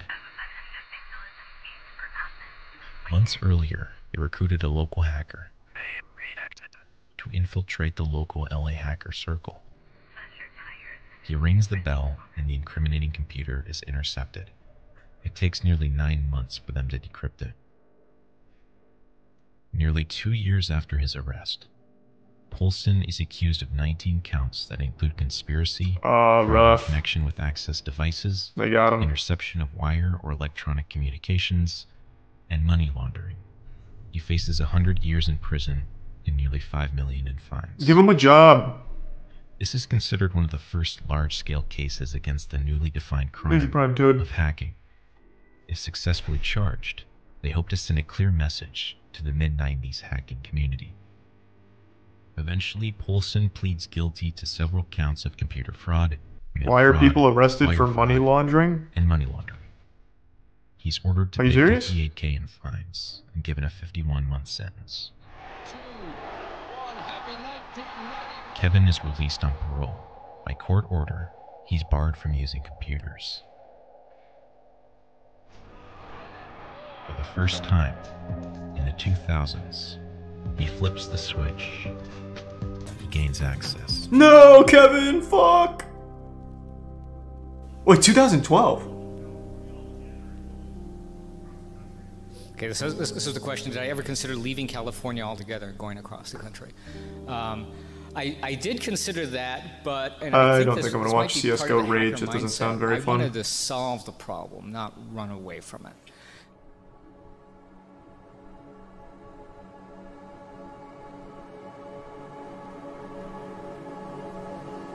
Oh, I thought he turned into Tony Hawk for a second. He gave up hacking and now he just skateboards.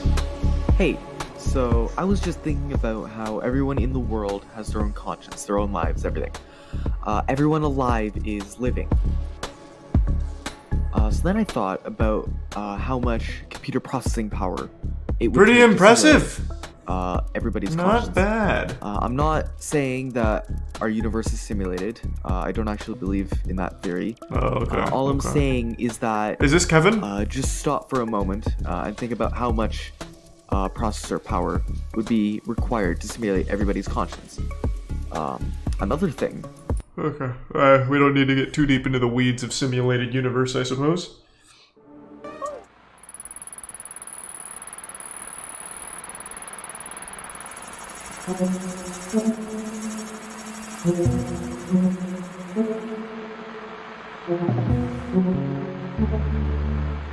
He's the Tier 1 Ricky McKnight. Is this about the declassified UFO footage that the government released last year?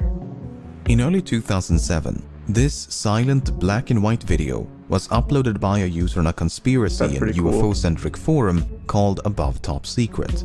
The user claimed the video depicted a disc-shaped UFO outmaneuvering a fighter jet somewhere off the coast of Mexico in the mid-2000s.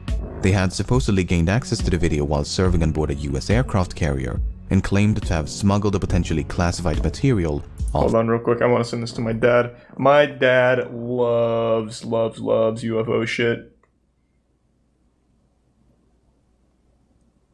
Give me 1 second to send it to him.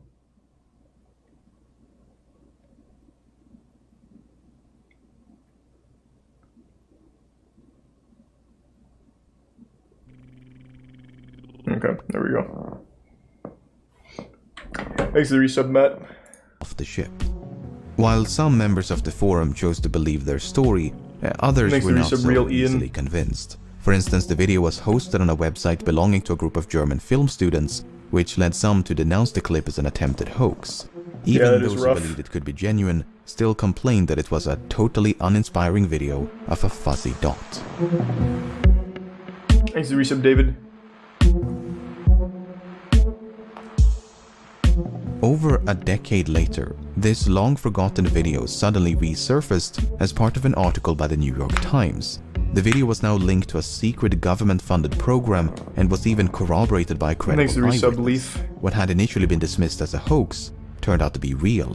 The video was said to depict a genuine encounter between US Navy fighter jets and some sort of unidentified craft. I just wish the video was better, because the video itself is pretty underwhelming. A video of a similar yet completely separate incident was also featured at the beginning of the article, except this one had sound. Dude, this is drawn, bro. There's a whole fleet of them. Look on the ASA. My gosh. They're all going against the wind. The wind's 120 knots from the west. Look at that thing, dude.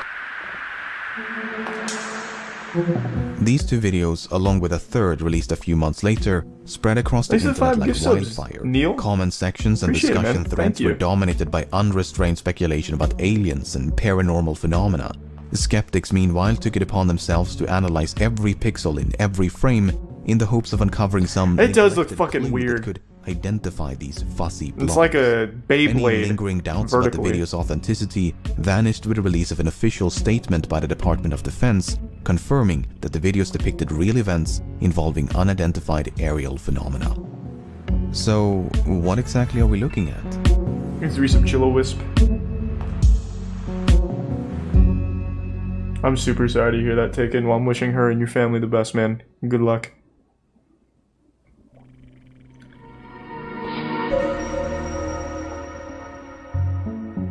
The first video was recorded off the northwestern coast of Mexico in late 2004. The story behind it has been recounted by more than a dozen naval officers, and it goes like this. 150 knots crosswind can make a plane go backwards. A naval strike group led by the aircraft carrier the USS Nimitz was conducting pre-deployment exercises about 100 kilometers southwest of San Diego.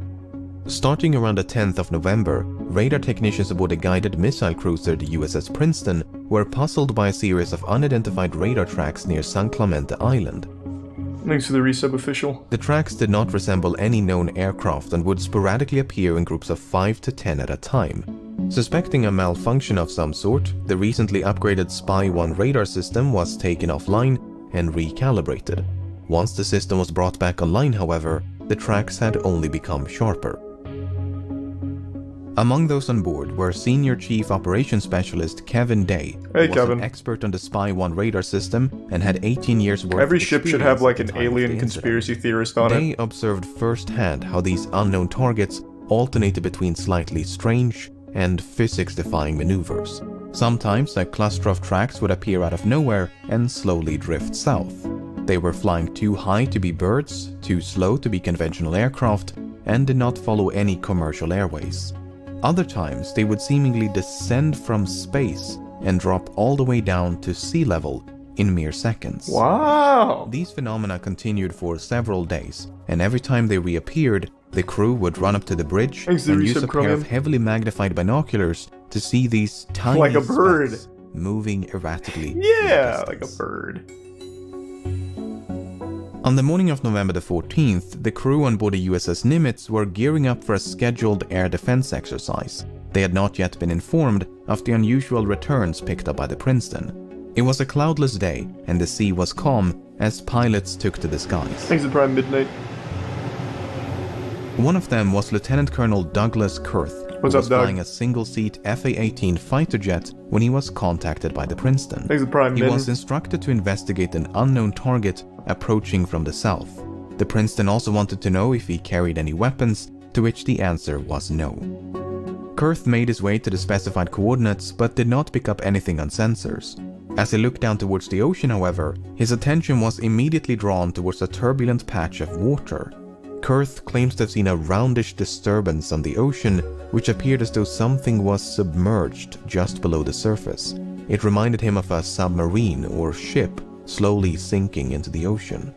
The Nimitz strike group did include a nuclear-powered submarine named the USS Louisville. The Louisville was in the vicinity when Kurth made his observations, so the churning may indeed have been caused by a submerging submarine. That if not, makes sense. Then whatever was in the water. But what if it was a managed to evade kaiju? detection by the Louisville's extremely sensitive sonar. Kurth was soon joined by a squadron of 2 tandem-seated F-18s, the lead aircraft of which was piloted by Commander David Fravor. Much like Kurth, Fravor claims to have seen a disturbance on the ocean, which he described as having a vaguely cross-like shape. He thought it resembled a downed airliner. It was and Jesus described the Christ size and his as space much vessel. larger than a submarine. While Kurth eventually circled back for the Nimitz, Fravor and his wingman decided. Then all of a sudden they looked on their lap and there was a piece As of they toast began their descent, with a they beard noticed a white and long hair. capsule-shaped craft moving erratically above the disturbance. At first they thought it could be a helicopter, but there were no rotor blades. In fact, it was perfectly smooth. No markings, no exhaust, no protrusions of any kind. The UFO appeared to maintain a consistent altitude, but made rapid lateral movements with no visible means of propulsion. According to Fravor, it was a bit smaller than an F-18 and resembled a giant mint of Tic Tac. What? As Fravor continued to descend, his wingman They're decided flying to around maintain in birth altitude control and pills kept in watching space? from above. Flying in a spiraling downward motion, Fravor was getting closer and closer until suddenly the UFO realigned its axis and began to climb at an incredible rate of speed. Both of them were now flying in a circle. The UFO was coming up while the F-18 was going down. In an effort to close the distance between them, Fravor made a final aggressive turn before the UFO rapidly accelerated up to hypersonic speed and disappeared in a matter of seconds. Why don't planes have a fucking video camera on them? Perfectly calm. It'd be so much easier to verify these things if the but fucking what about pilot the just had a goddamn Well, iPhone so attached to Fravor it somewhere. and his wingman made it back to the Nimitz. They landed and ran into a different flight crew preparing to head back out. They told them what They had do? seen Then and why to wasn't it look out turned for on? anything out of the ordinary. Soon thereafter, another tandem-seated F-18 Thanks to Prime took Random to the stuff in the skies. resub Owen and This Dime. time, it was outfitted with an advanced targeting forward-looking infrared camera system. This at-flare Dad. pod is controlled Thanks by for the the bits, weapons Ian. systems operator seated behind the pilot, and the backseater of this flight was Lieutenant Chad Underwood. A few minutes after departing the Nimitz, Underwood detected something on his radar. The unknown target was directly ahead, a few tens of kilometers. It's on that fucking target's behavior was infrared erratic camera and or whatever, and it looks like unpredictable. shit. Its altitude The and airspeed AC-130 were in cam constant looks like flux. shit. According to Underwood, it simply did not abide by the known laws of physics. At some point, Underwood managed to get a lock on the target with the at-flare camera, and this is when the much publicized video was recorded. See, like, it looks like dog shit. We see a UFO being tracked in infrared. Just show me a switches to fucking visible light, clear video. revealing an out-of-focus rounded mass in the distance. He then switches back to infrared and alternates between 2 different zoom levels on multiple occasions. Not much happens until the very end of the video, when the UFO suddenly disappears off to the left-hand side of the screen. As the target was too far away to be seen with the naked eye, neither Underwood nor his pilot ever made visual contact. The Princeton continued to detect anomalous radar tracks for at least 2 more days, and according to Senior Chief Day, they eventually disappeared near the Mexican island of Guadalupe.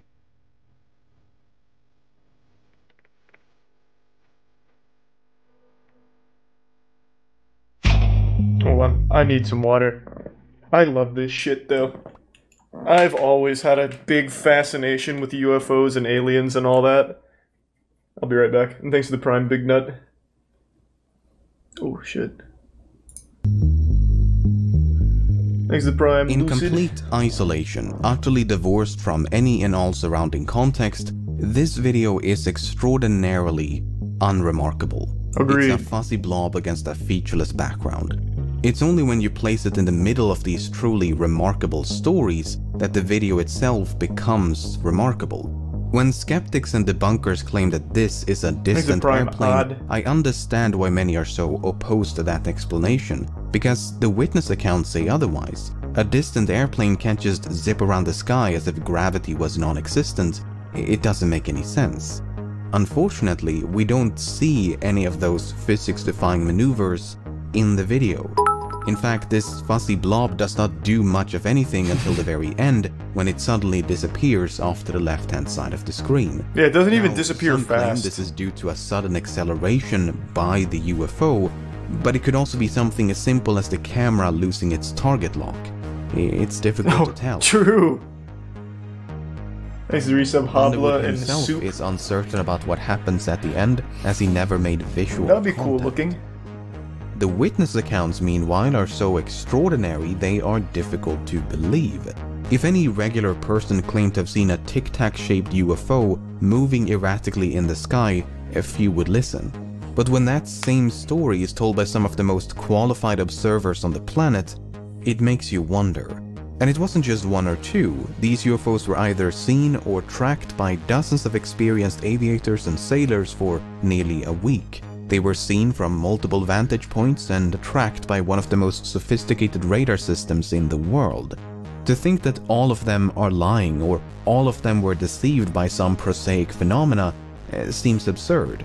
At the same time, there is no way to verify what they're saying. We have no choice but to take them at their word. We don't have the radar data, the radio communication logs, nor any corroborating evidence. Well, except for this pixel-deficient footage, I guess. Some of the witnesses claim there was actually a much longer and much higher resolution video than the one we see today. They claim to have seen this video on board the Princeton and that the shape of the UFO was perfectly clear as it violently maneuvered around the screen.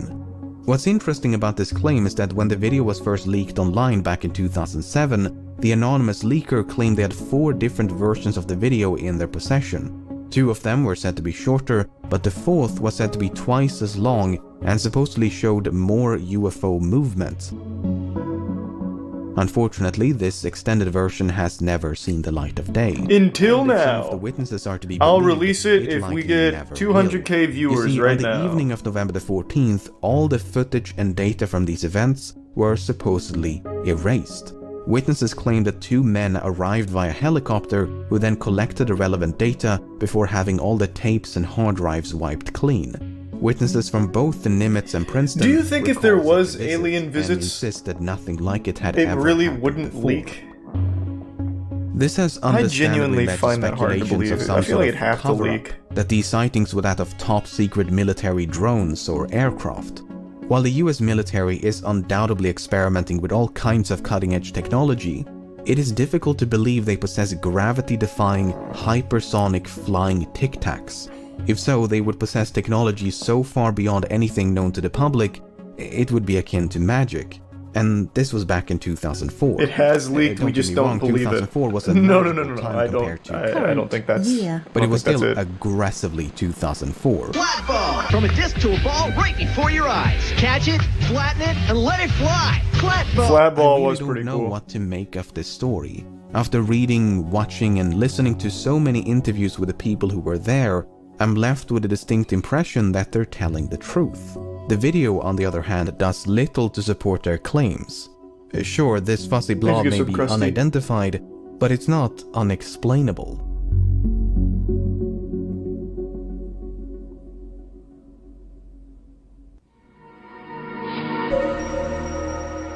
Do people really think if aliens exist, they can travel at light speed? They don't have the technology to not be seen? The second and third videos were recorded off the southeastern coast of the United States in early 2015. It's not exactly the same thing. Invisibility and speed don't go hand in hand. Some of their crewmates and fellow pilots have, and according to them, the story goes like this.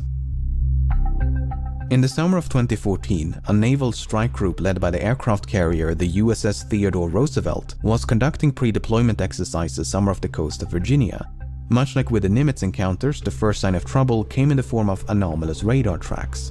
Following a fleet-wide upgrade of aircraft radar systems, pilots had begun to pick up unidentified targets while conducting routine training missions. Doesn't the universe expand faster than the speed of light? I see a lot of people again spamming that it's impossible to travel faster, which, I mean, obviously current understanding would say so, yeah. But doesn't the universe expand faster than the speed of light, or does it expand at the speed of light? Let's see. Oops.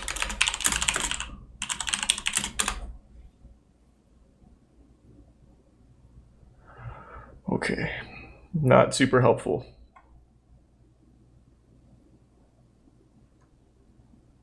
Let's ask this a little better.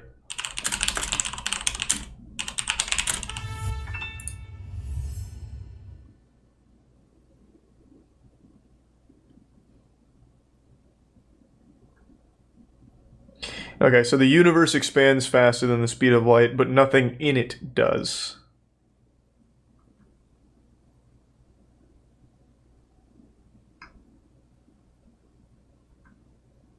So what the fuck? How does... It's such a baffling concept. Very interesting.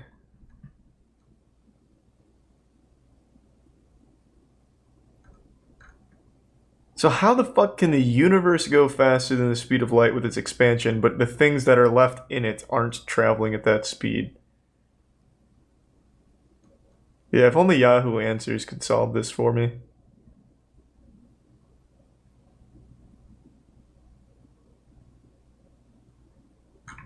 Crazy. Exit Tier 1, the tracks Amelia. were initially dismissed as false positives, but their behavior was unlike anything they had seen before. True, Rope. Gravity-defying maneuvers, hypersonic velocities, and other mystifying shenanigans. Attempts to intercept these UFOs were initially unsuccessful. Lieutenant Danny Aucoin claims that on 2 separate occasions he tried, but failed to make visual contact. Then, one day, a squadron is said to have narrowly avoided a mid-air collision with one of these UFOs. The 2 jets had been flying in tandem, no more than a few tens of meters apart, when something flew right in between them. What was that, the box ghost? That something was oddly described as a cube encased by a translucent sphere. What?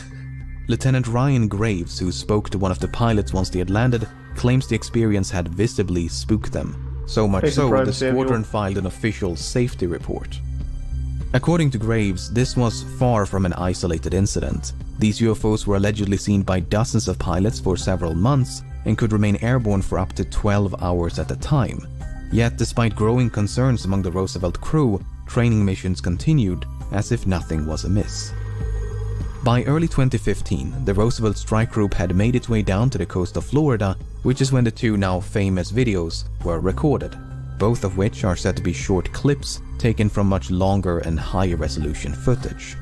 We don't know much about the circumstances as the officers involved have So this happened near Florida? But are we sure it wasn't just like a meth addict who made a homemade plane and all of the jerky movements are him crashing? There's a whole fleet of them. Look on the ASA. My gosh. They're all going against the wind. The wind's 120 knots from the west. Look at that thing, dude.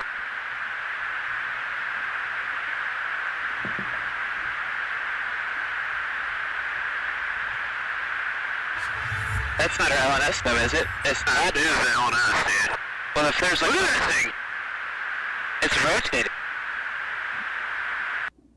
So there are a few things to unpack in this one. If we ignore the audio for a moment and focus solely on the visuals, the thing that immediately stands out is the apparent rotation of the UFO. Yeah, that's pretty cool. I use the word apparent because some debunkers claim that this rotation is an optical illusion. Fuck. You see, the Atflir pod is equipped with something known as a derotation mechanism. It's meant to counteract the rotation of the camera so that the orientation of the image stays the same, also known as image stabilization. What may not be stabilized, however, are certain artifacts produced by the lens of the camera. You can even try this yourself. Aim a camera towards a light source, rotate the camera, stabilize the footage, and there you go. The orientation of the image is preserved while these spokes of light rotate along with the camera. So much like how the light from this light bulb is producing a lens flare, the infrared radiation from this UFO is said to be producing a lens glare. In other words, debunkers claim it is the camera and thereby the glare which is rotating, not the UFO itself. Well, this explanation you ruined Christmas then. Fuck you. I thought that was cool. Things get a bit more confusing once we bring back the audio. Well, if there's like that thing, it's rotating. If this rotation is merely the result of image stabilization, why would the two pilots fail to recognize it as such? Surely they, if anyone, would know what that looks like. And they're not alone. Both Lieutenant Graves and Aucoin believe it is the UFO which is rotating. Furthermore, an expert on the Atflir system has very plainly stated that this is not an optical illusion. But this is not the only puzzling comment made by the two pilots. There's a whole fleet of them. Look on the ASA. My gosh. They're all going against the wind. The wind's 120 knots from the west. So the radar is supposedly detecting a whole fleet of UFOs, which are all traveling crosswind.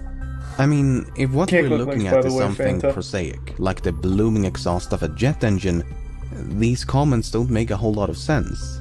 I would love to hear what these two pilots have to say if they ever decide to come forward.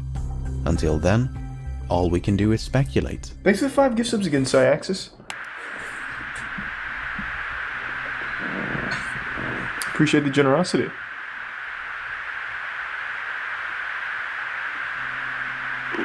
Nickel 6-1 Tango Project.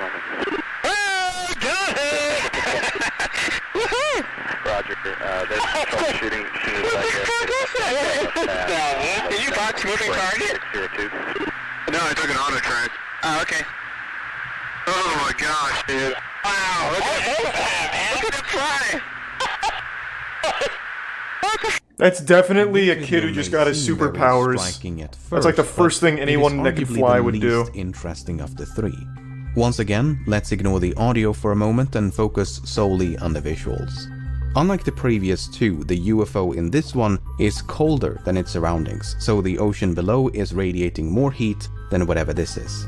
It may look as though the UFO is traveling at high speed, but this is likely the result of parallax.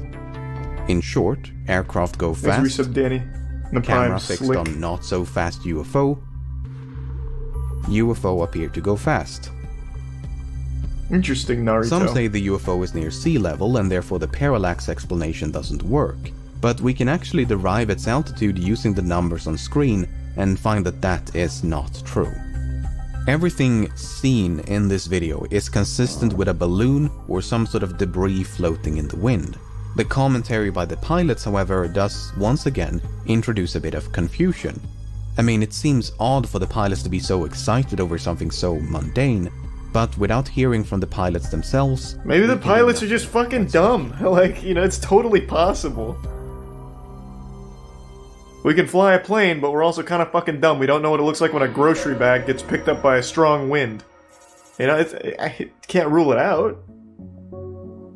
The person responsible for making these videos available to the public is a man named Lou Elizondo. Beginning in 2008, Elizondo was the head of a secret government-funded effort to investigate UFO sightings known as the Advanced Aerospace Threat Identification Program.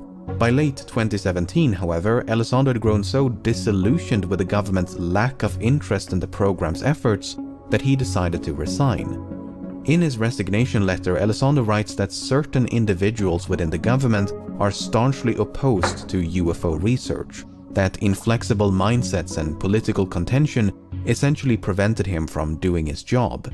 He portrays the government as virtually unconcerned about an issue which he believes could pose a threat to national security, so much so that he felt it necessary to resign in protest.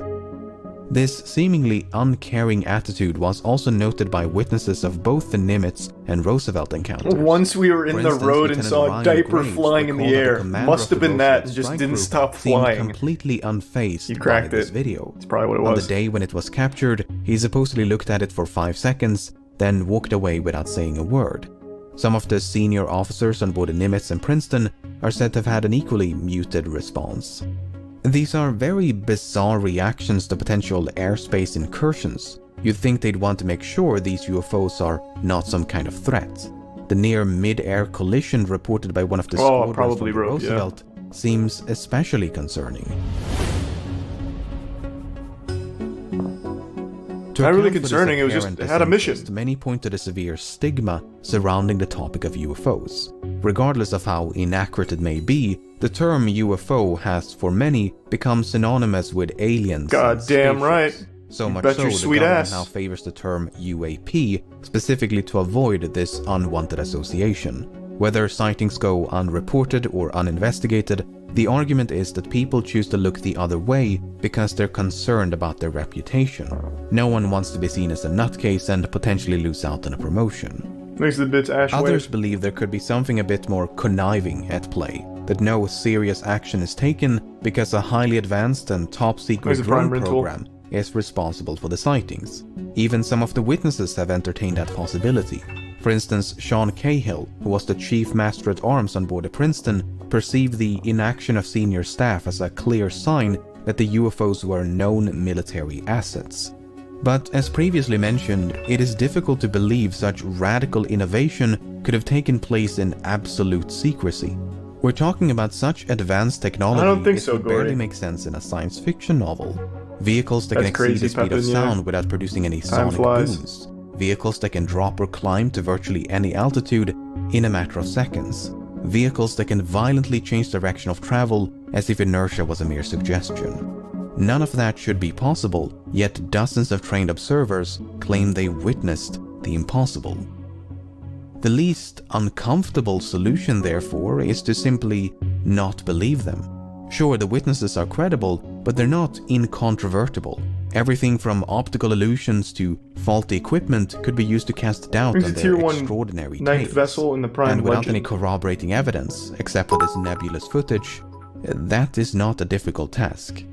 As such, many government officials may not seem concerned because they genuinely believe there is nothing. I have to an be alien concerned story. about. I'll tell it in a second.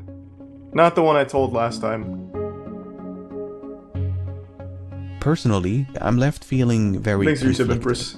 On the one hand, I find the witness accounts quite compelling. On the other, I find this grainy trilogy of dots in the sky somewhat underwhelming. Agreed. Sure, the videos are fascinating, but they're also far too ambiguous to provide any decisive answers.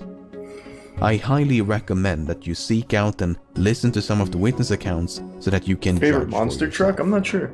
The one that did a front flip. This is very much a developing situation. By the time you watch this video, chances are more information will have been released. Nope. According none. to Elizondo, the Nimitz and Roosevelt encounters are just the tip of the iceberg. Sightings by military personnel are said to be commonplace, it's just that we rarely hear about them. I can only hope that more evidence is released in the near future, and that at least one video depicts something inexplicable. Something that is unidentified because it defies explanation, not that'd be because cool. it's too distant, too small, or otherwise too obscure. No, but something truly extraordinary. That's sweet, That's what I Buttercup. want to see. That was a cool video. So, like I said, my dad is super fucking into this alien shit, and I've told this story before, but a long time ago, my mom and dad were friends with a really high-ranking officer in the U.S. military, and the guy was fucking wild. So, I mean, the guy's real. Like, I even looked into him to make sure that, like, they didn't just get scammed or something.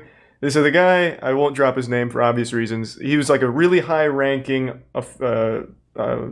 military guy. It's hard to like explain the story without like fucking giving away the guy's info. He was like the head of a very big air base, and when he retired, dude got kind of big into the alcohol. And he would give away, like, a lot of shit that he probably shouldn't to my parents. Some of it, like, standard war shit. But then, like, my dad, being as curious as he was about aliens, would always bring up, like, UFO shit and alien shit. And I don't know if he was just fucking with my dad, but he would always, like, go down that path. He'd be, like, very serious and be talking about, like, how he has had encounters with UFOs and that the government tries to keep it under wraps and that he's seen actual wreckage and shit. So ever since that, my dad has been super fucking adamant that they are real and that the government keeps them under wraps. I think that the family friend was just fucking with him, but it is something interesting to think about.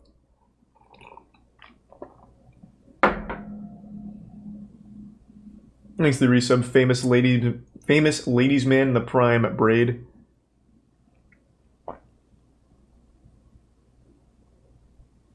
If he wants to talk about it, I'd fucking love to interview him about it. My dad has told me that shit constantly. Actually, I think he's dead. Is my dad still awake? Let me ask if the guy died. He retired because it was like he suffered some kind of injury or some shit. I'm texting my dad real quick.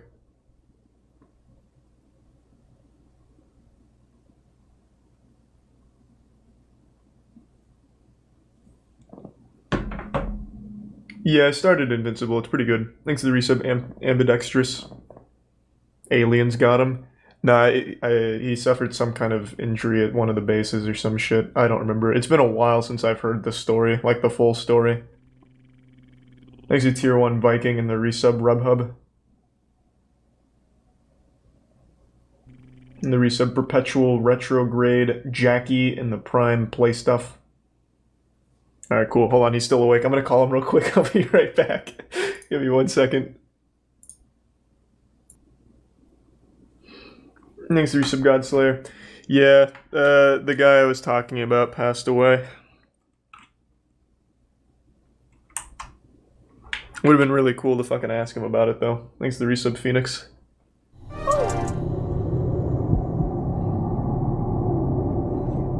Night, Christopher.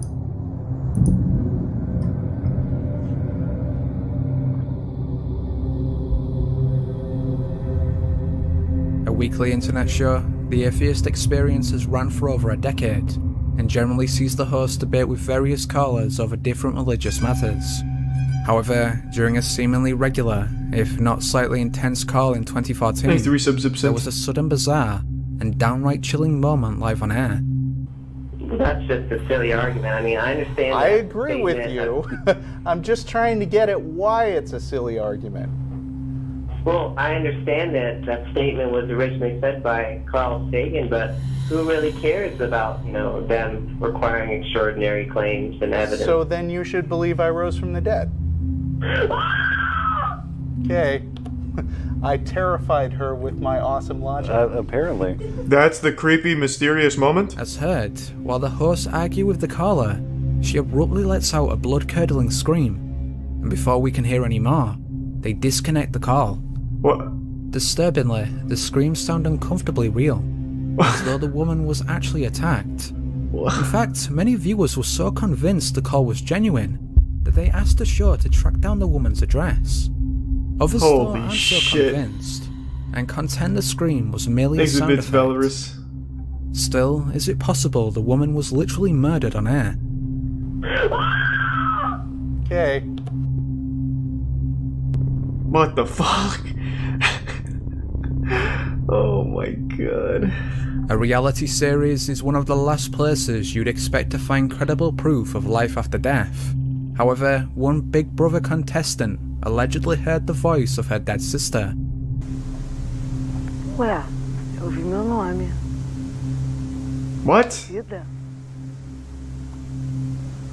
Cida? Aonde? This is a mysterious video?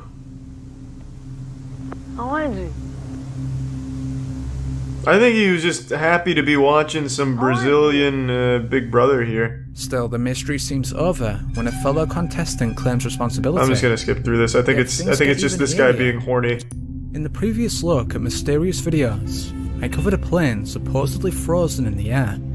To some, this was evidence of the simulation theory. Thanks to some Chris Crab and it was just the wind. Ghettoworks. However, and either the Dollar way, Astro. these so-called glitches in the Matrix not only affect aircraft, but also apparently birds. Now, admittedly, most of these videos are easily explained as normal hunting behaviour. Yet what if the bird was dead, and still somehow floating? What is it? What is it? Can you see it? This is an old patch. Yeah. Just a bit of lag. Desync. What the hell is that? According to one onlooker, Nino Tobrak-Kojan, he watched it for at least 2 minutes, but saw no movement whatsoever. 2 minutes? Unsurprisingly, he drove right by it. Has itself led to stranger theories. The common consensus is that it's proof of the aforementioned artificial reality, but alternative bizarre ideas claim it's a government drone, or even a broken alien device. Leave your own theories in the comments. What the hell is that? Yes, a broken alien device is pretty reasonable given all the evidence. Thanks to the resub Arisen and Detergent. If you've spent any time in conspiracy circles, you've likely heard of the chemtrail theory. The idea is that many contrails are actually filled with undisclosed chemical substances. They're making our dicks These smaller. chemtrails then slowly poison the atmosphere with the overall purpose of human population control. However, it's clearly an not additional working. And downright bizarre theory posits that said chemicals are released via cloaked government planes. Now, obviously this sounds ridiculous, but believers have offered up some weird videos. Incredibly, on July 17th, 2019, Skywatcher Eye of the Beholder filmed this unexplained anomaly in Bucharest, Sweet, thanks, Romania. Eris.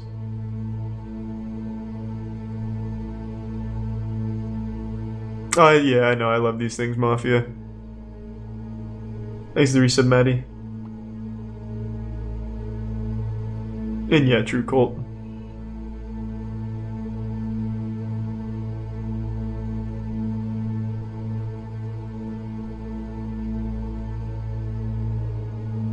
Still, you might say this was just an optical illusion, yet 2 days before this video was released, amateur researcher Linda Miller captured another one of these planes.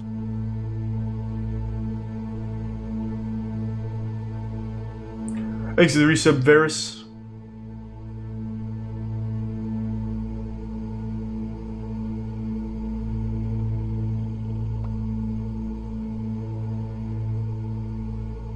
Looks pretty good. I can't. So could yeah. the impossible be true? There we go. And the government actually use invisible planes.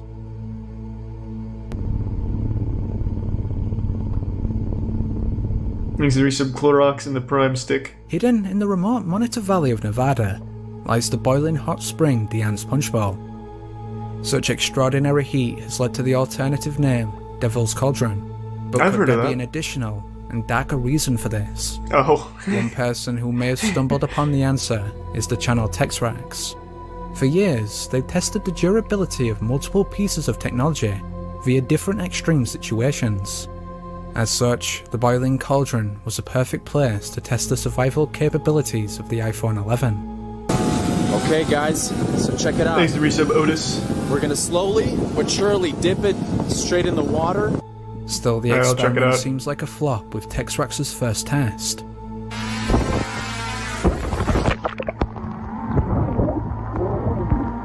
Thanks to Prime Veronis.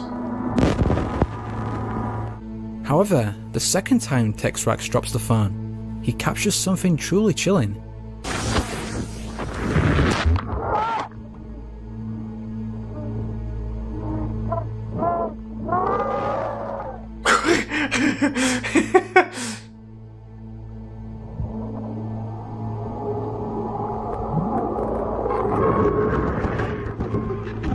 Wow, what the fuck? It's demons! Texrax himself is at a loss to explain the screams, but this hasn't stopped his viewers from claiming the cauldron is actually a portal to hell. Now obviously this theory is speculative at best, but there's no doubt the sounds are unusual. So what's really the answer? Be sure to let me know. It goes to hell. What do you mean? We got the answer. What the fuck are you talking about? You heard the screams. Demons are always screaming in the world hell. of UFO research, some self-proclaimed hunters often analyze. It's not the drone. It was fucking demons. Unfortunately, for the most part, they're left with blurry pictures of normal space phenomena. However, every now and then, the cameras pick up something that shouldn't be there. And the most recent example of this was on February 19th, 2020, when ufologists spotted this bizarre object. I'm sorry to hear that, Bear.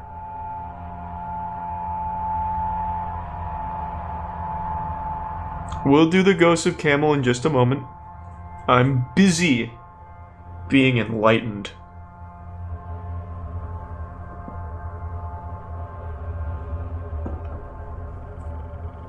Thanks, Resub Crimpy. Incredibly, based on its size compared to that of the nearby planets, the UFO appears to be massive on an unprecedented scale. Still, despite such inspired speculation, NASA claims the artifact anomaly is actually an internal reflection of Venus. Intriguingly though, researchers have noted the UFO's similarity to Ezekiel's wheel, long suspected to be proof of the ancient alien theory. Yep, that's what I was thinking too. The Bible claims the prophet was visited by a flying chariot, yet others believe it was a spaceship. No doubt this sounds like blatant pseudoscience, except the idea was surprisingly correlated by NASA chief Joseph Blumrich. So is the solar anomaly proof that Ezekiel's wheel has returned? Or was it really just a reflection of Venus? No, it's Ezekiel's wheel. Like, you can't argue with that. Look at that shit. It's like a fucking Beyblade over there. If this year didn't feel apocalyptic enough, some believe a dragon has now been filmed in China. In a scene sensationally described as Hell on Earth, a sudden explosion recently hit the Tiexi district of Shenyang. Officially, it was the result of a lightning strike. However, many are convinced it was some type of plasma weapon, and even weirder still, that it had a connection to this flying creature.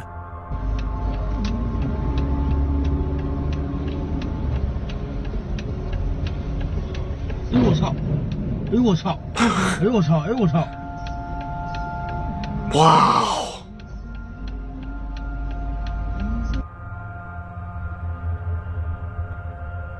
It's always so convenient that someone's like looking in the correct direction to catch something like that in a totally innocent, nothing going on kind of day.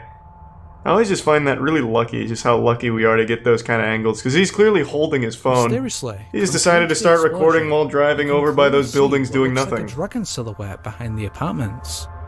Covered by multiple cameras, skeptics have claimed it's merely a piece of plastic debris, yet it seems to flap its wings.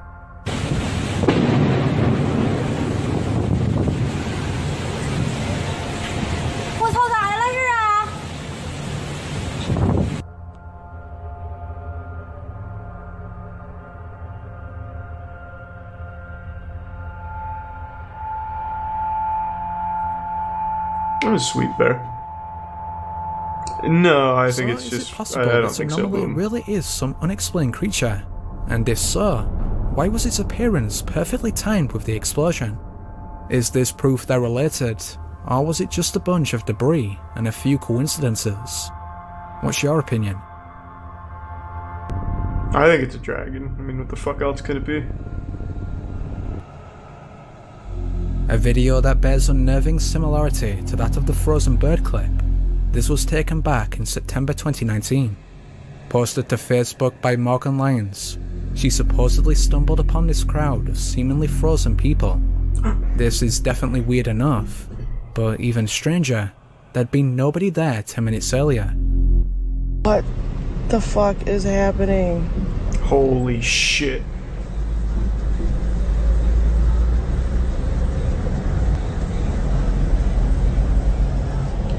The NPCs, their code is fucked up.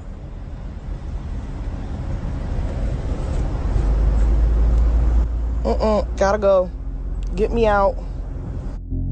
Now, this is certainly mysterious, but could there be a simple explanation?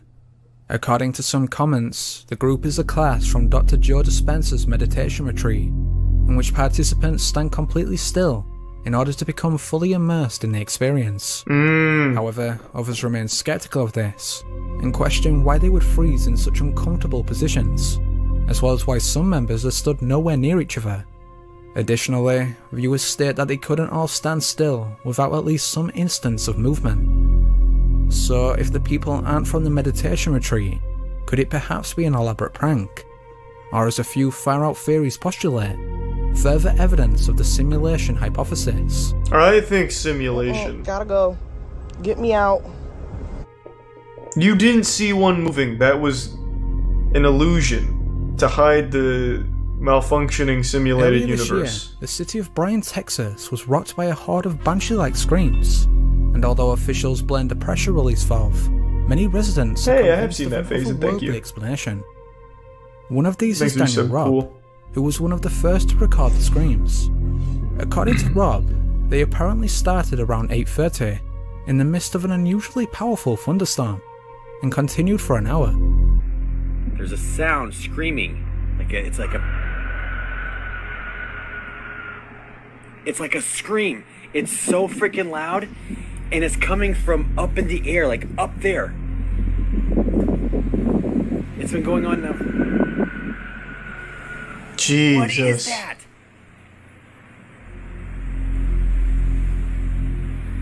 I swear I saw like this thing when the lightning was flashing a second ago. What the fuck?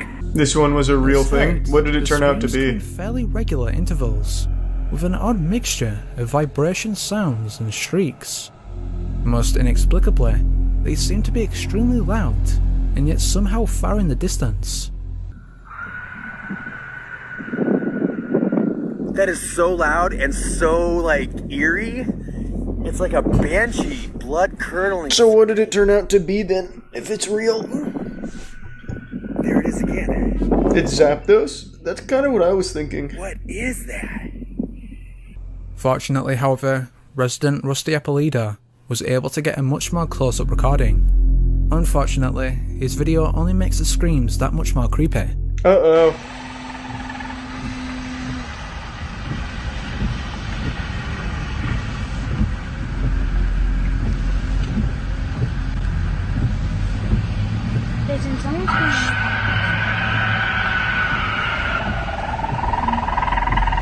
Oh, is that... I think it's a fox that makes a fucking super loud scream, right? With an animalistic cry. Is that a fox or While something? around What the am I same thinking of? time, there are a series of mysterious blue flashes. Eerily, these screams sound like they're coming from something alive, and not Mountain an object, lion? as others speculated.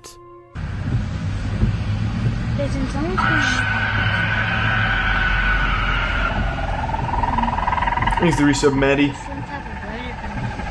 So what was responsible? True boom, it could be. For now we don't know, but the answer probably lies in Rob's other two videos. Interestingly, the earlier clip shows the Air Force responding to an unidentified object, in the exact same location where he later captured the screams.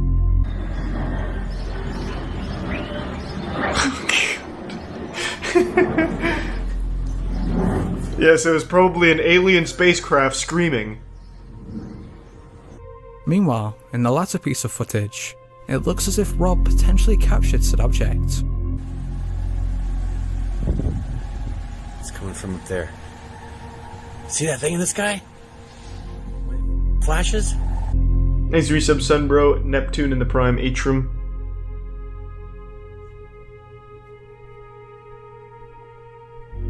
What was this UFO? A weather modification device as has been suggested? Or is there a more darker outlook? That's not a cloud. It's a witch. So what does a mountain lion scream sound like?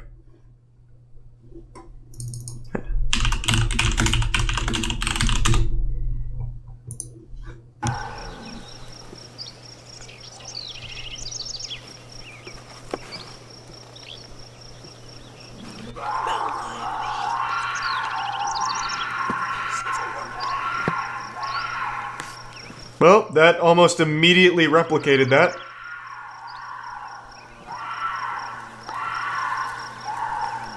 That took the quickest YouTube search of all time. That's pretty fucking close. What does a fox scream sound like? I know these screams are fucking crazy. Nice. This one?